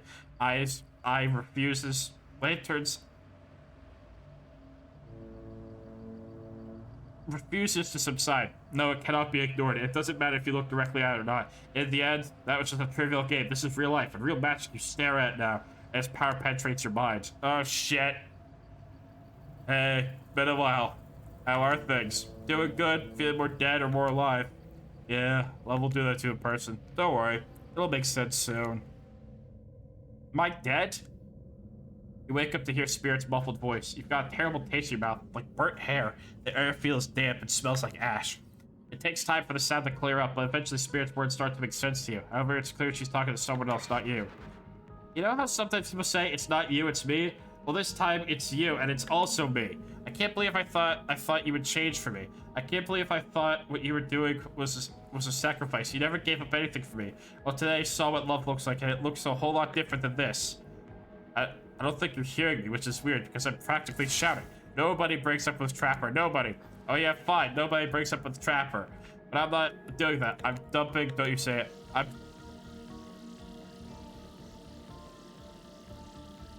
Huh? Trapper turns from Spirit and looks directly at you. You realize that you're laying on the ground in some weird poem. I think your shouting woke up Spadely. My shouting? Stay quiet. Attempt to be as quiet as possible. You hold your breath as freeze in place. Sorry we woke you up as Spadely. After what happened, you'd probably be better off sleeping for a bit longer. Things just got out of hand. How'd you know? You were talking your sleep, basically non-stop, until you woke up and then got quiet. What was I saying? I don't know. I don't speak Dutch. I don't speak Dutch either. I do speak in my sleep, though. Huh? Yeah, see? There you go again. The jig, as they say. The jig is, as they say, up. They know you're awake now. You're going to have to deal with this awkward situation head on. Clearly, I shouldn't be here. You two are having a very personal conversation that I don't need to be involved in. I don't even know how I got here. Not on this island or in this creepy tunnel. As far as this island goes, your guess is as good as mine. As far as this tunnel goes, we brought you here. You and Trapper, but after the lighthouse light came on, you blacked out. On your way down, I thought you might have hit your head or something. It's hard to tell what blood is new or old around here. Either way, I wanted you to get someplace safe, so I asked Trapper for help. Not that I can carry. It's not that I can't carry you. I just didn't feel like it, you know? I hate anything messing with my shards. Trapper, on the other hand, he loves nothing more than having unconscious body draped over his shoulder. I could have asked Planet and Dwight for help, but I don't trust them. But you trust Trapper? Like and trust are two different things. You might think Trapper can be a real jerk, and you'd be right. But you get what you see with him. We brought you down here because we're the only ones who know about this place. It's part of an old tunnel network that connects different places on the island. What's up, guys? Talking Island Mysteries, my favorite topic. I was just in the neighborhood, so I thought I'd pop in. Trapper, you said this place was private. Don't look at me, I didn't tell him about it. After the appeal, this spot is getting away from people like him. Well, geez, I can see why I'm not wanted. So, you three a throuple now, or? Because I gotta say, I really did get the whole Trapper spirit thing, but hey, it's not my business, I don't stick my nose in it. We were not a thing. Nobody traps the Trapper, not with traps or with relationships. You do realize you're sticking your nose in our business right now, right? Wow, so hostile. If you don't want to talk about it, just say so. Anyhow, this tunnel has some very interesting features. If you head about 50 meters down that way, you'll find... Get out! Wraith looks around, just to be doubly sure that Trapper isn't addressing him. I was just leaving. This island is a lonely place, which is great for me. I love to be alone. Trapper, on the other hand, he's quite needy. After a long pursuit, I finally let him catch up to me, and it became, well, I don't want to call it a relationship because somebody really didn't want to have that talk, but we were more than friends. I dispute the events as told. For the record, I don't pursue, I stalk, and I lie in wait. Seeing eye to eye was not one of the things we were good at. So I hate to ask, but I did just look into a refrigerator-sized death lamp. So I guess I'm more of a glutton for punishment than I thought. What were you good at? Well, for starters, excuse me, I'll take that question, thank you very much. If you know anything about me by now, it's that I'm on a quest for revenge. Fucking everyone said that. Exactly. What you might not know, Trapper is a great classical maestro of revenge. Trapper blushes behind the mask. That's one way to compliment a killer. Revenge against friends who would turn their back and betray him. Revenge against his father for making him into a monster. Revenge against the barista who wrote Ewan on his cappuccino, even knowing his name was actually Evan. For someone who thinks about revenge as much as I do, Trapper is an inspiration. But they say never date your heroes. So you were fucking. Now you came along, Spadely. You showed me that it's okay to be lost, to feel pathetic, to push on when you have nothing real to offer anyone. I'm not sure where you got all that from, but okay. You held a mirror to my own doubts and fears and showed me that they aren't everything about me. That I can embrace those things but not be defined by them. You showed me that life after death can be more than just an obsession with revenge and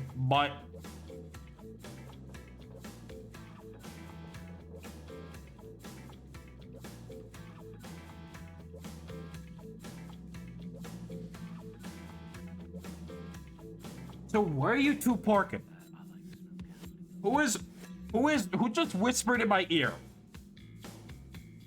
I don't think I've ever felt so violated by a game as I have no, I'd say there are probably some other moments. Trapper nudges you in the ribs with his elbow. Gross. Clearly appealing to Trapper's better features has been a winning strategy for dumping his ass because he's been taking it quite well. This whole half-assed dating show parody thing. At first, I obviously thought it was a lame idea. What kind of moron thought that there was an audience for this? Then we spent some time together and I realized there's something actually real here.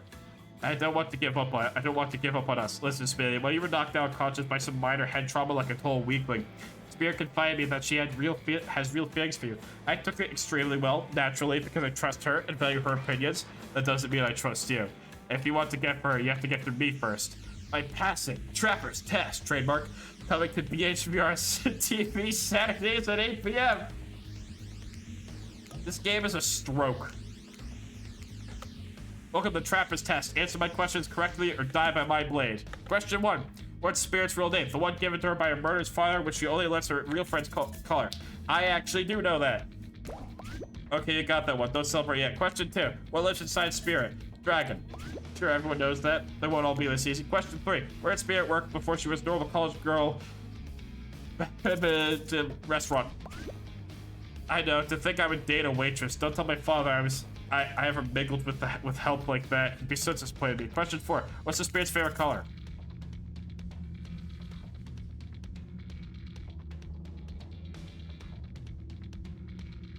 Black? Oh my gosh. Are these questions largely superficial? Sure.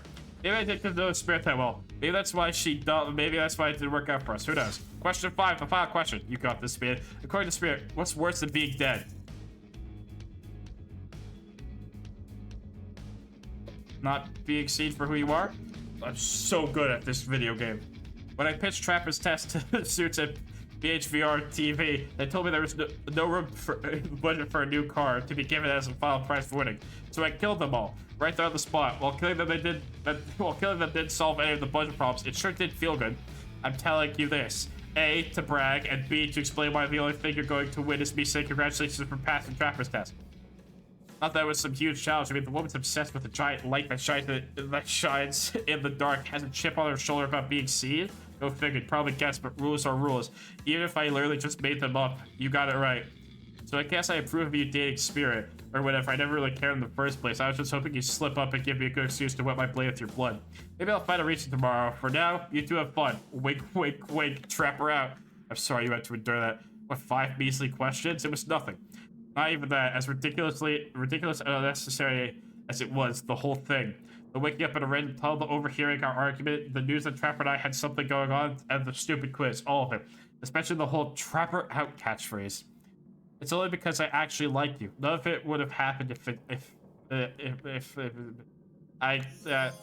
oh dear God. I didn't really feel like our lighthouse experience was complete. There was something else I wanted to show you. Alone in the light room of the tower. Get your mind out of the gutter. It's not that kind of game. What? Well, now hold on a minute. What gutter? What's that? Hold on a moment. I'm being told, no, wait. It is that kind of game. Disregard the gutter comment. What?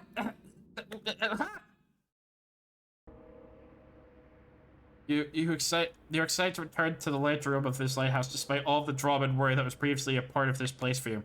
More importantly, you're excited to be here as Spirit, which makes it all the more crushing. Were you interested by the arrival of Claudette and Dwight? Claudette, Dwight, funny seeing you here. Wait, did I see funny? I mean tragic. Tragic? I don't think so. It'll be tragic about a family reunion. Those are always... Family reunion? Family reunion? Lens begins to glow. Mm-hmm. Uh-huh. Waxing your ears, Fred. I ask you not to interrupt. Too late. The black light flares in the darkness, and you see something horrible and strange. In the place of Dwight and Claudette are 2 ghoulish silhouettes. But before you can focus, the light passes, and the 2 survivors are returned to their normal states. It's breezy up here. I should have packed a sweater. What the hairy hell? Hey, watch the language. You shouldn't speak that way. Hello, sailor! God damn, you're huge! Around your elders. Grandpapa? He is fucking massive! He's huge! This big ass can't even fit on the full screen! My little Rin, you're such a woman now. They grow up so fast. What? Spadely, meet Grandpa Kazan Yamaoka. Well, technically not just Grandpa. Technically he's my great-great-great-great-great-great-grandpa, but that's a lot of greats to say in a row. I haven't seen my little Rin since I watched her from the afterlife when she was just a little girl. And I expect you all to say the greats. It's a matter of honor and respect, except Rin. She can do whatever she wants. My precious little angel, but you? Odie stares at you with his demonic red eyes. You're pretty sure the decorative third eye, even the decorative third eye on his mask is looking at you. You mongrel, you treat me with respect. Just so help me, I'll be cleaning bits of your head off of my Kanobo. There is no, like, portrait of him that fits fully on the screen. It's almost like a metal baseball bat covered in spikes, FYI. I'm not sure what a peasant like you is doing so close to the set of the noble Yamaoka bloodline in the first place. Sir, Claudine, explain what's going on to me. It's Dwight, sir. Claudette, remember? We explained to you that we are going to come meet with your great granddaughter sooner and to give you or withhold your approval. 5 greats. Great, great, great, great, great grandfather, sir, your honor, master, sir. Wait, he's a samurai, not a judge. Grandpa, they must have summoned you here because they think you have great judgment, because if they saw my father, I'd be too distracted by torturing him for all eternity to continue with the rest of the, whatever this is, show, game, experience. Ah, yes, that makes sense. Only a man of my own power and magnitude can help. Self-importance much? Nice to meet you, Kazan. Only my friends and family call me Kazan. Those who tremble and fear at my presence call me Oni. I thought you didn't like being called that. You're seeing a serious resemblance to Trapper, and not only the sheer size of the man that Oni is, but also his attitude. Apparently Spirit has a type. You saying our typers are great grandfather? Are you saying that? Gabe, ew. You sure you can or want to measure up to that? It daunts you. Wait a second, maybe you do resemble Oni. Every time you try to look at your own reflection, however, you become dizzy and confused. This definitely deserves more thought, but now's not the time to consider the fact that you might be some kind of hulking vampire with the first ever case of self-blindness. There's a massive samurai mad dogging you from 2 steps away. Well, you don't scare me at all, so I'll stick with Kazan. I realize now the true purpose of my visit was to extinguish your light. Oni waves his katana in the air at you menacingly. Like great grandfather, like great granddaughter, apparently. All up there, grandpops, not so fast. You're supposed to kill them if they deserve it. First, you should get to know them a little better. Young people these days, always waiting to kill people, insisting they must deserve it. Back in my day, you did what needed to be done because your nobility depended on it. His day, such an imposing presence, he's sure giving off those serious old man yells at clown vibes. You see, when I was a young man, we didn't have foreigners in our land. Didn't need them. We had an abundance of culture already. A little too much, if you ask me, but I didn't make the rules. The rules did exactly how it should be. Literature, art, commerce, theater, fashion, poetry, puppet shows, ghost stories, courtesans, gambling, fighting, fine dining, fast food, public executions. What were we talking about?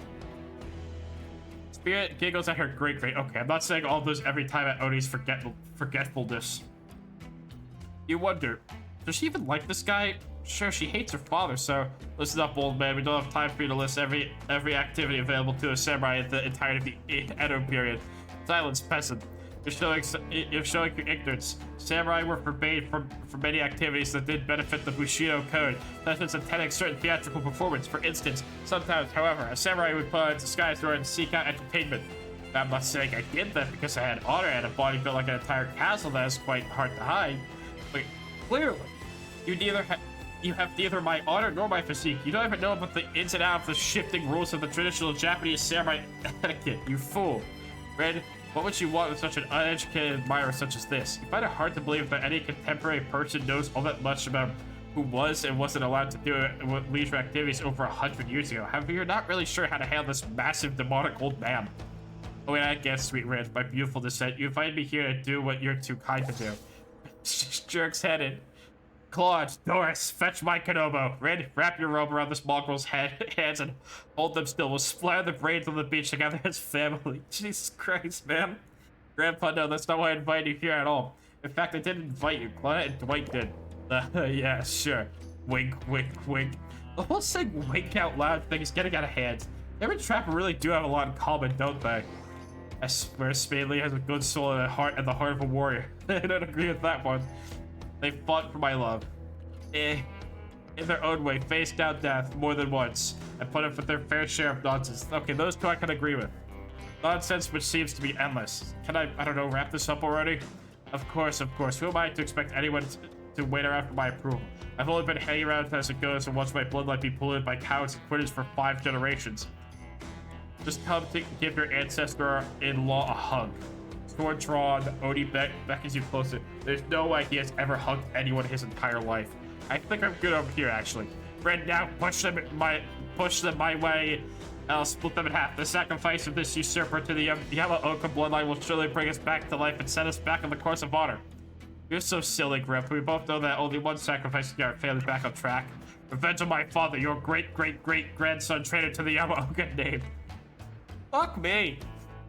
Well, as for violence in your voice, it fills me with cheer. I'll never forget who I am. I suppose if this is the person you want to be with, to go on your journey of bloody revenge with, I should trust your judgment. A strength inside of you blooms from the same cherry tree that was planted centuries ago by our shared ancestors. If Spadely ever treats me poorly, you have my word on our family's honor. I will wield my katana and gut them like a fish. A tear rolls down Oni's demonic mask. Do you want to marry into this? Not really, no. And one last word of advice, my dear girl. The father stuff, don't forget. Maybe stop focusing so specifically and obsessively on it. What he did, it was awful, but it was already done. Do something for yourself now. It's my 2 cents.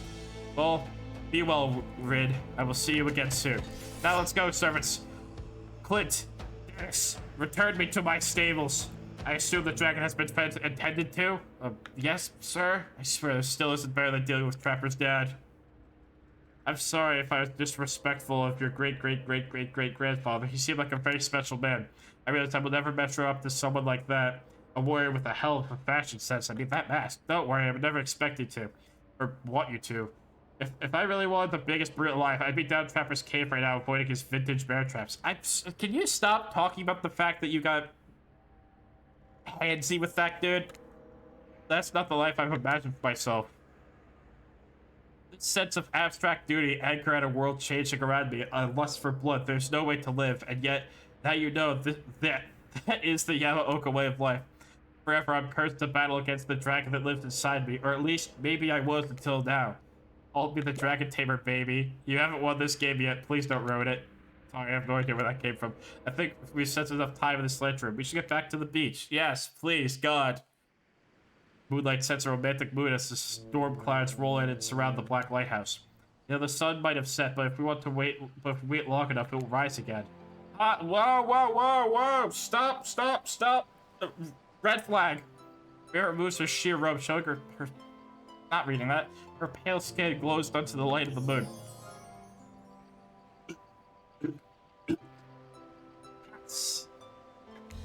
Again, I mean, yeah, of course. Last time was, well, I definitely felt more connected. If it's totally real with you, I can't just ask you as a goof, but I swear though, if you tell anyone about this, I will not be labeled as a foot freak. Not that there's anything wrong with feet. It's just that something about that kind of attention really gets people talking. Yeah, steady. Oh shit!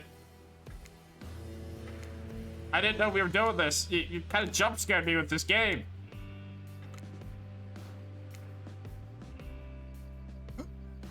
Oh God! Stop. Do I have to read this? I don't want to read this. As a matter of fact, no. Put the censor up. You banned. I'm going to read it in the most monotone dead voice I can possibly do. God, that's so goddamn hot. I love feeling your hands. You know, no, I'll go robot. God, that's so goddamn hot. I can't do robot. Nope, don't have enough liquid in my throat. You know what? How about instead of talking about feet, we just move on? Yeah. Oh. Get up, what? Oh, Jesus Christ. Clouds cover the moon and you find yourself on the beach with spirit in complete darkness. You can feel, bad, no. This is what it feels like to fly. A spirit pulls you close. You feel bits of glass press into your flesh. Pain and pleasure mix as you wash over you like the ocean's salty air sinking to your skin as you writhe against your undead lover. The lighthouse howls. In the darkness, you're pretty sure that spirit lets the dragon inside her take. What? If it kills you, sure it will have all been worth it. I think I just got pegged. The clouds part just as you manage to pull yourself exhausted away from spirit. I don't want that! A shard of broken glass is launched into your shoulder. When you pluck it from your skin, it drips blood. Sorry, I think this got stuck in me when you know, I was having the best night of my life. Spirit drags her fingertips over the sharp end of the glass shard. Keep it. Consider it a memento. I've got plenty more where that came from. Hey, thanks. Fun thing though, don't really want it. Alright, pass. You arrive at the beach to find Clint and Dwight waiting for you. Now is the time, Spadely, to face your destiny. Actually, about that, Spadely, can we talk privately? Maybe I'm not here. Maybe someplace else would be better for this. You know how we feel about schedule, Spirit. Very strongly. And you know how I feel about you telling me what to do. Don't do it. Like I said, I'd rather have this talk with Spadely privately. It's not right to do it here in front of everyone. From my experience in upper management at my father's mine, I learned that if you're going to fire someone, it's best to do it publicly so they don't freak out. At least enough of the fire talk. Wait, you think? No, she couldn't be. They seem so in love. Well, I mean, not really. Spirit's still Spirit. But if I try to imagine Spirit in love, I suppose she has attempted to murder Spadely. So, okay, fine. Your guess is as good as mine, really. That girl is very hard to read. Or advice though, if you're going to end it quickly. In my experience, the more pathetic the creature, the more annoying the final house are. I don't need any advice. Everyone get out, except for Spadely. And so it's like final house? That's kind of my whole jam. I can stay, right? Especially you. Ouch. Lame. Oh, Spirit, you feel something awful hanging in the air. More awful than a lingering smell of that Cleaver body spray. Ugh, that gag. I'm gagging. We're all gagging for Cleaver body spray. I don't know what you plan saying, but before you say anything, just know that I really, really enjoyed my time with you. Getting to know you over the past few days helped me get to know myself. For that, I just want to say thank you. That's sweet. You're welcome. But you know what? It's the kind of thing that shows me you've got a good heart inside. Too good for me to carve out and toss in the ocean, but also too good for me to love. What? I hate someone who shares my interests. Someone I can connect with. So jaded.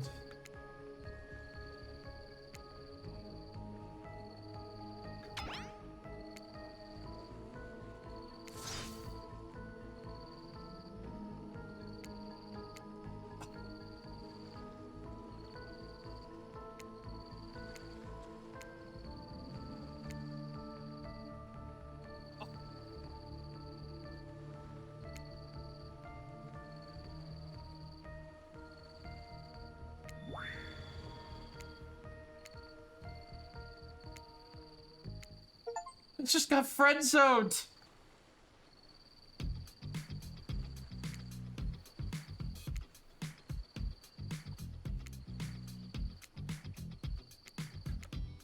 I just got fucking friend-zoned. Do we have to go through the whole game again? Ah, fuck me. This is the technical... Fine. Fine. Be that way. I'll fucking ball. I'll play ball. I hope you're ready for a lot of spacebar mashing. I'm good at that.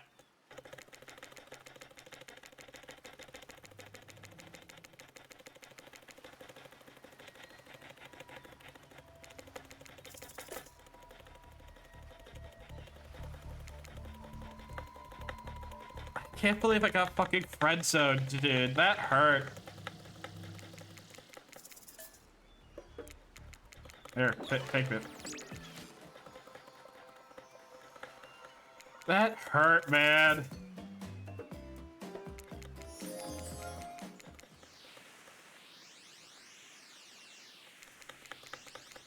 I wonder what ruined it.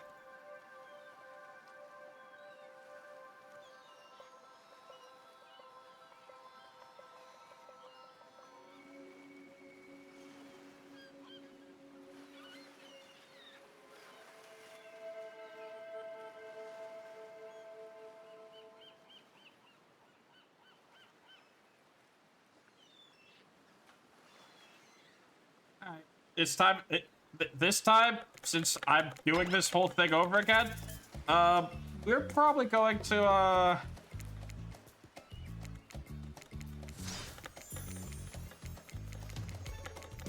oh god, I'm gonna be mashing the spacebar for like a full hour, huh?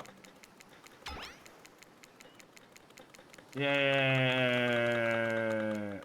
Okay.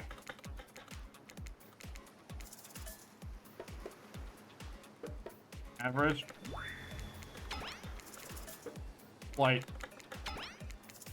History. I'm using a guide this time. Cat. Not working at all. Well, that doesn't really matter now, does it? Horse flesh.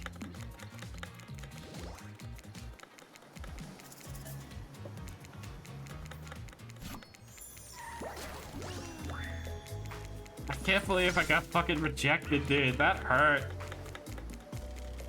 An hour of my life just gone now.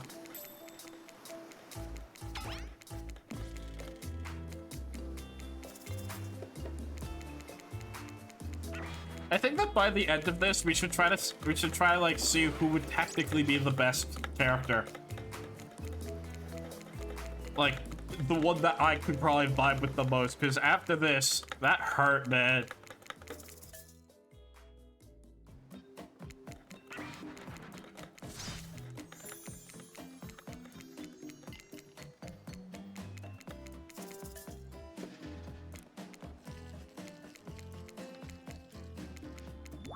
Yep. And there it is. See? Now we have to keep going.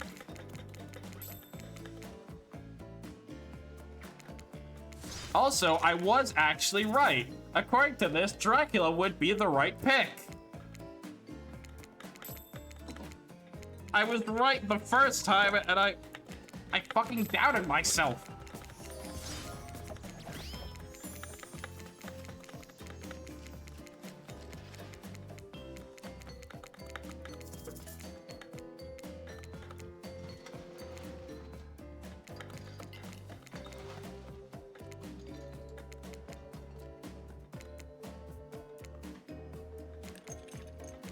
Fuck.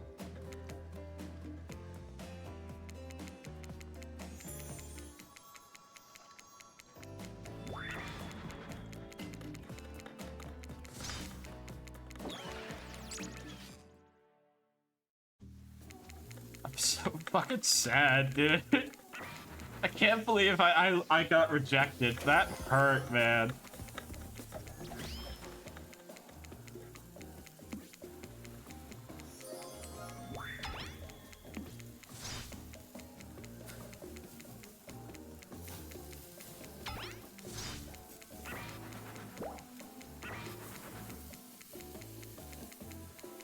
All right.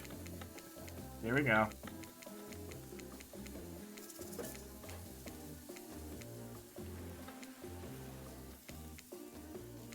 Fuck me.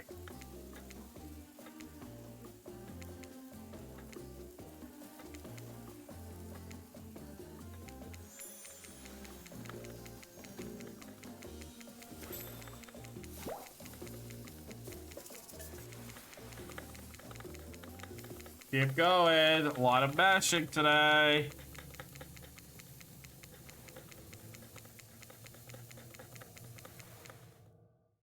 I'm so sad.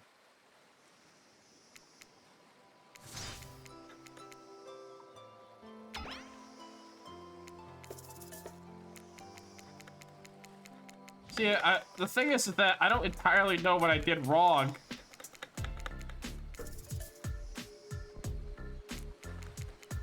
Like, I'm trying to think about which ones I've gotten wrong. So, the ones that I did get wrong, I ordered a drink that wasn't the Virgin Daiquiri, and I didn't choose Dracula.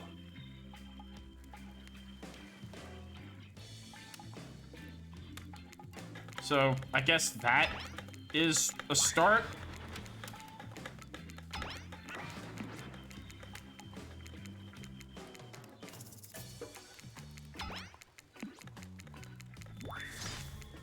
But I did so much right, though. I'm like, sure, I started off poorly, but I got my groove halfway through.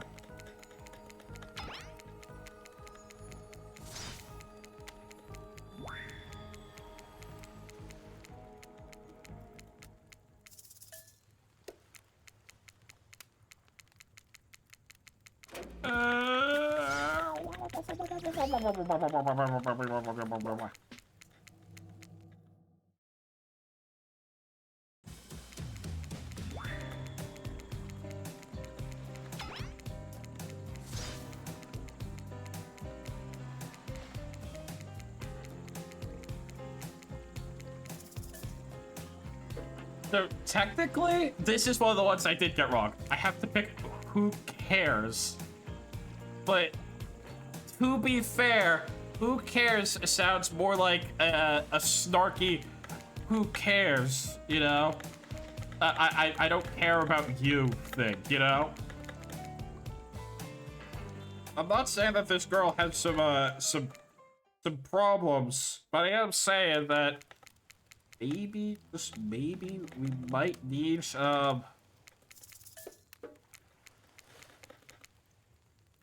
Let's talk about our community. just maybe, just maybe.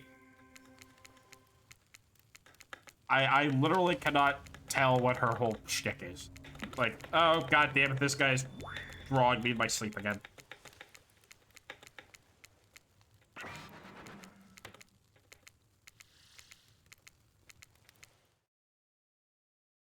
Yeah, I did so much. I swear I did so much right. I did so much right. I think it was kind of, I don't know how dating sims work, but I'm assuming you just like, I probably missed like the mark just a tiny bit somewhere.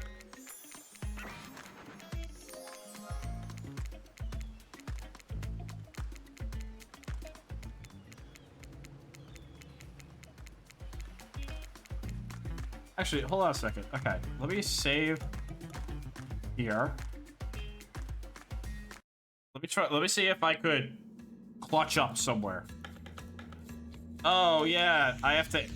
Nope, oh, we're stuck. We're stuck. We're in fucking patient zero.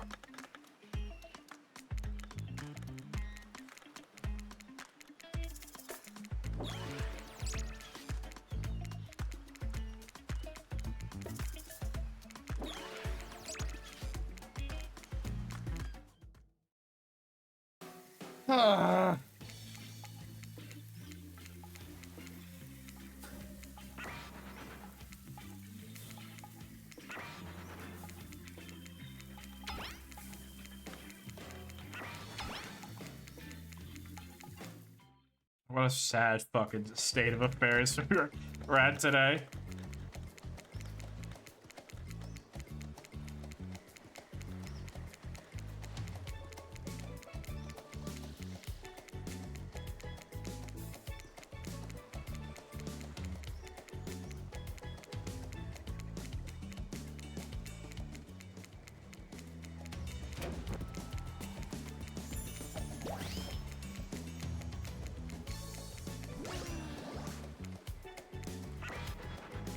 Mm-hmm. Yep.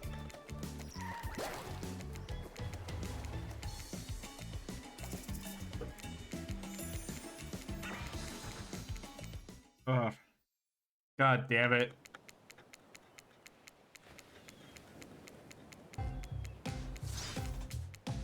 I have to be so goddamn edgy. So I go, thanks.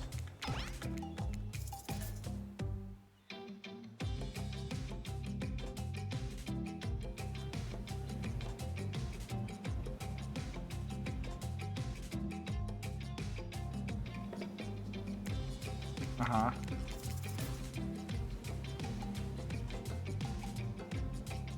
Ask about the glass shards. Yeah, that was probably one of the ones that I truly missed.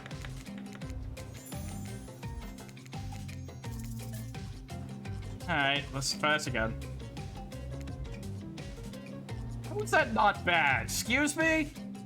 I was on the fucking picture.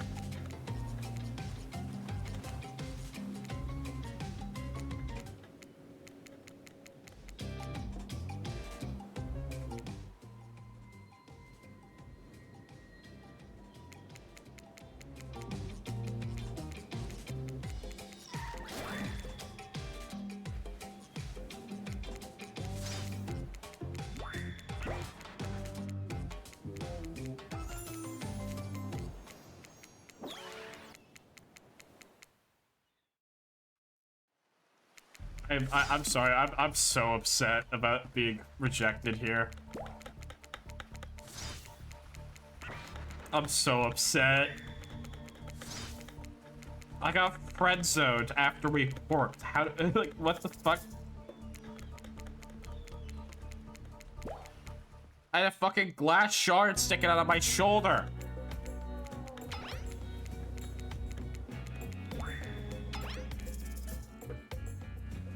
Okay, so one thing that you want from me is a double unsure.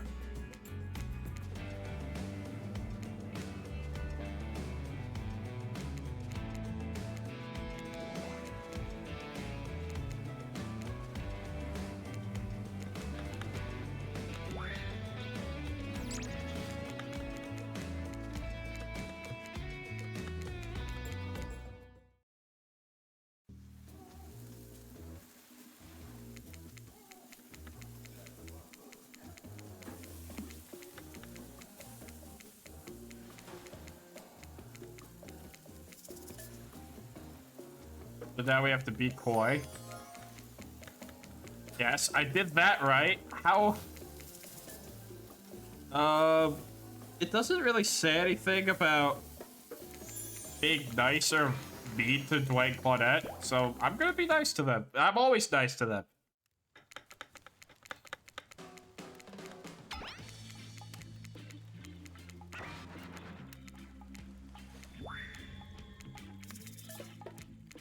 So I say I'm going to tell a story, and I choose romance. Yeah, this is exactly what we did last time.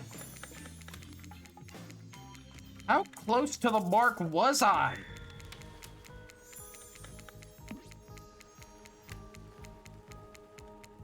Was it because I'm not into feet?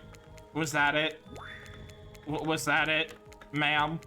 Was that it? Did we just have a conflict of interest?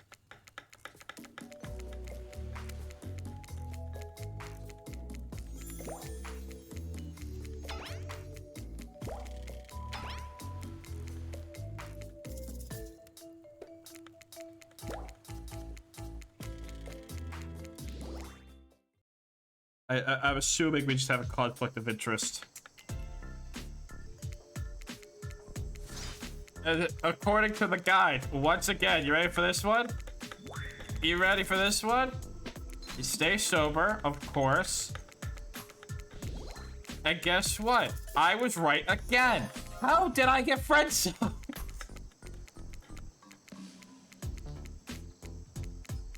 I made a few mistakes at the beginning, but it's just kind of a case of... Bro.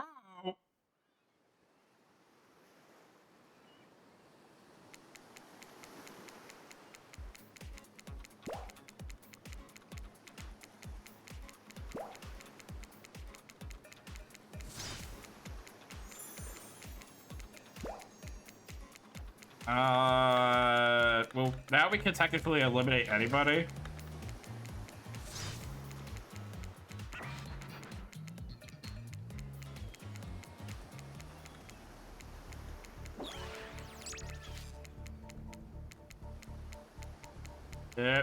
Yep.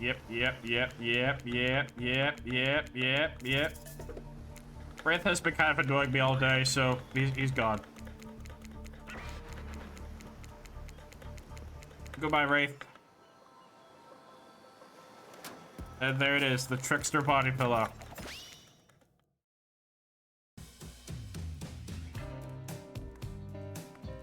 Fuck, did the webpage reset?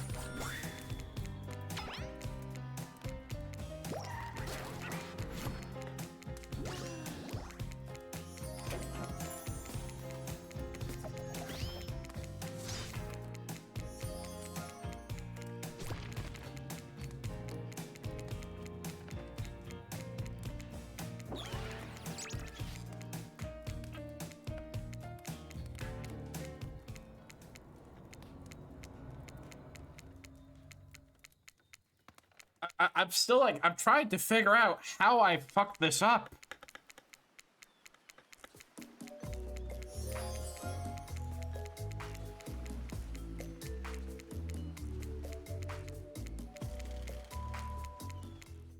Like, seriously. I did almost everything right. Hooray, the flowers, there they are. Fuck off.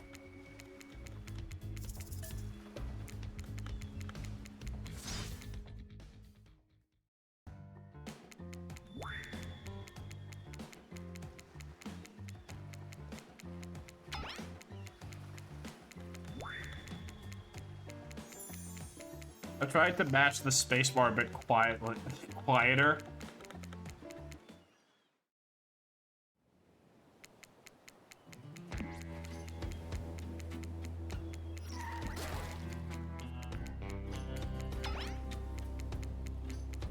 Uh-huh. Yeah. Mm-hmm.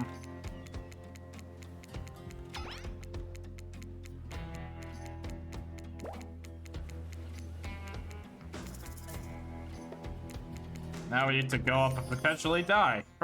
Fantastic. All right. Save. Save the game here.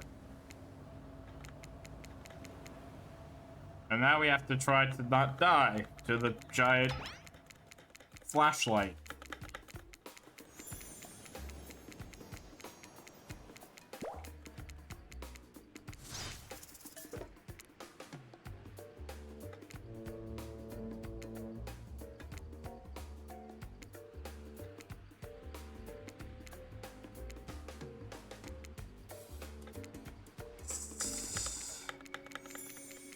Yep, I'm still alive.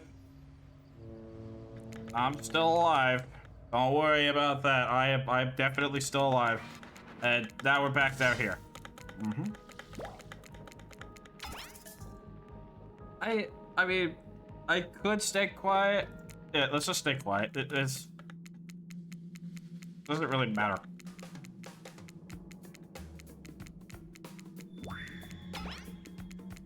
And there's Wraith again.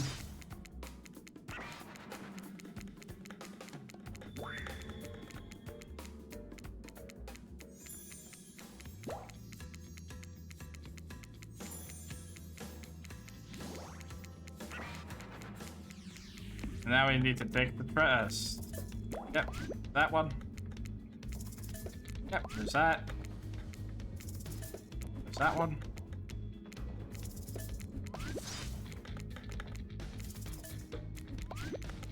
See, I did all this fucking right.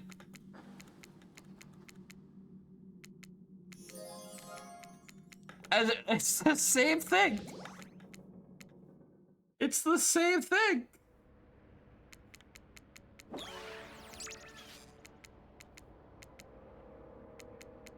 And now I have to talk to fucking Kazan again.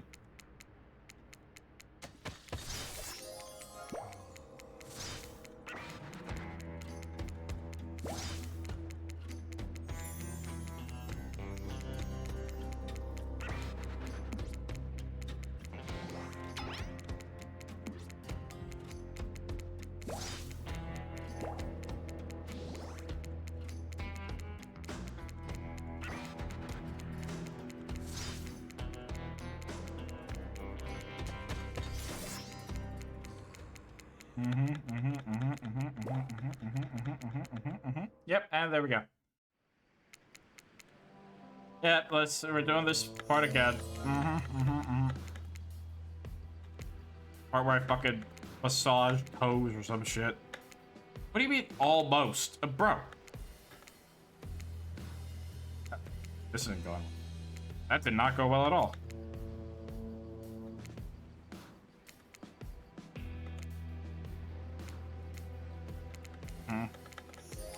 Yep. Ow. My blood. I need that.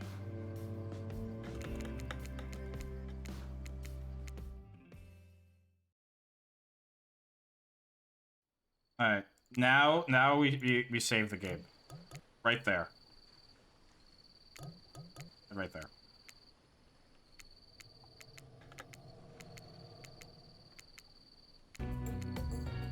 You point to the many open wounds on your body, complete with bits of sand and dirt stuck in them.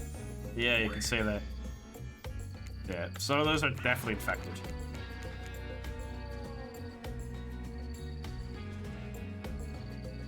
The cards are naming to me? I don't remember that happening.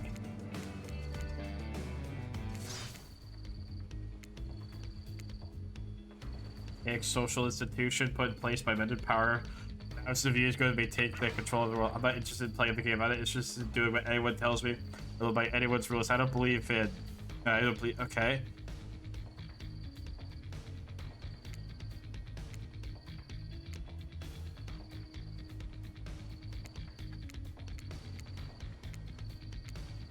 Oh, oh, damn. Oh, well, shit. Claudette is dead.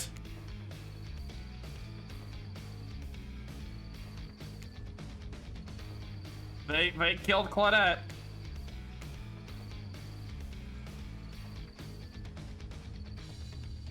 I'm going to save the game again over Claudette's untimely death.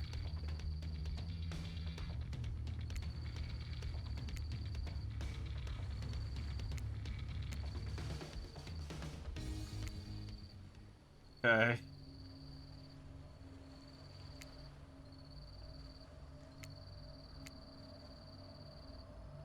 Jesus Christ. Yo, maybe I...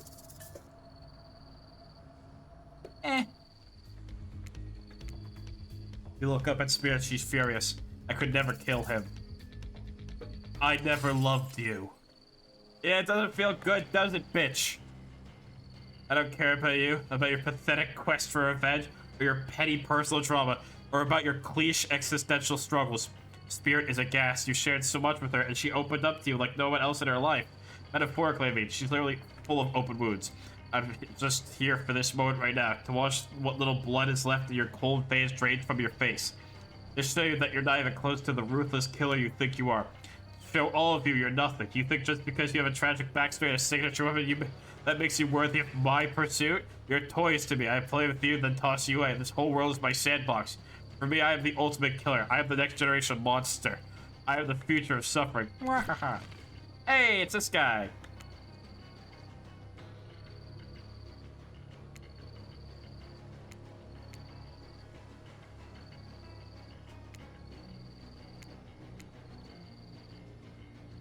Damn.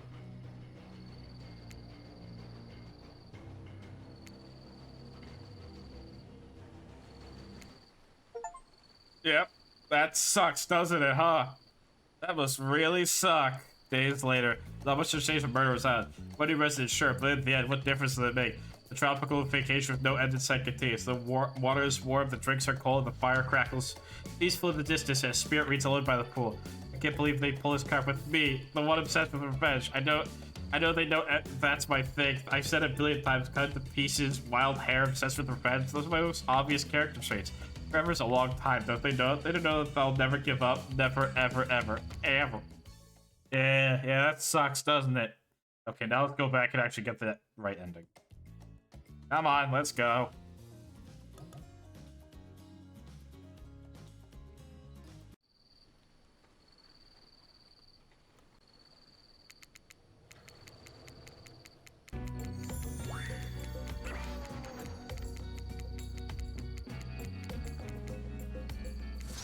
Yep. Okay. Whoa, we're all having fun here. If you just say I do, we can, I won't. With the slice of her blade, Claudette is no more, replaced by two halves of Claudette, either of which are especially alive. Dwight is horrified. There's a chance he actually wet himself. Lucky for him, Khakis hides a lot of things. Unlucky for him, urine isn't one of them. Meanwhile, Trapper, Huntress, and Wraith are eating popcorn. Where'd they get popcorn? We were under the impression that Claudette and Dwight did all the cooking around here, so sorry, now's the time to think about who popped the popcorn. A gruesome murder just happened. This is for you, you know what to do. Spirit hands you a katana, a whimpering Dwight, and feel everyone looks Spade. We're on a very tense schedule. You respect schedule, right? If you kill me, I'm afraid of what comes next, so I don't know, could you not? You think back to that strange moment in the lantern with yeah, Dwight, there was something off about Dwight. The only thing that makes sense is taking control, taking it away from them, taking it into your own hands and carving out a new destiny for yourself. Kill this pathetic worm, kill him and join me on my mission. Together we will be unstoppable. That's quite awful. What are you going to do? Sorry, Dwight. You raised Spirit's katana, and with the ease of slicing a wedding cake, you cut him in two. His dead body slumps on the ground in front of you. Not reading that. Rin places her hands over you and you both hold a katana. Your fingers intertwine. You look to the other killers and see something new on their faces. Respect. You're one of them now. Ruthless, uncompromising, splattered with blood. A killer. My father is really going to... Okay. And that's the ending. I think we might have just formed one of the most toxic relationships... What?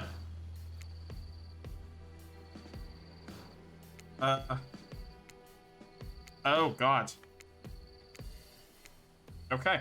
So I think we just formed the most toxic relationship I could have. One where both of us have rejected each other.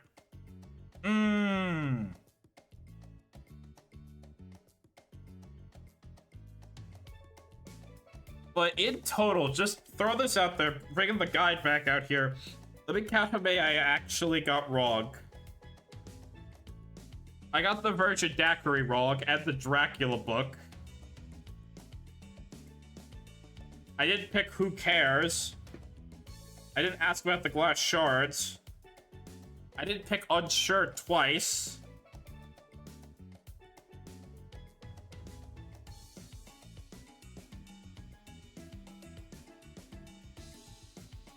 I made 5 mistakes. 5 mistakes. 5 fucking mistakes. God damn it. Whatever. We're done with that one. So next time is basically gonna be the finale, as this big boy is our last stop. Fuck you. So thank you for coming. I appreciate it. Until next time, this has been SpadeSpadely, and I will see you tomorrow. Goodbye.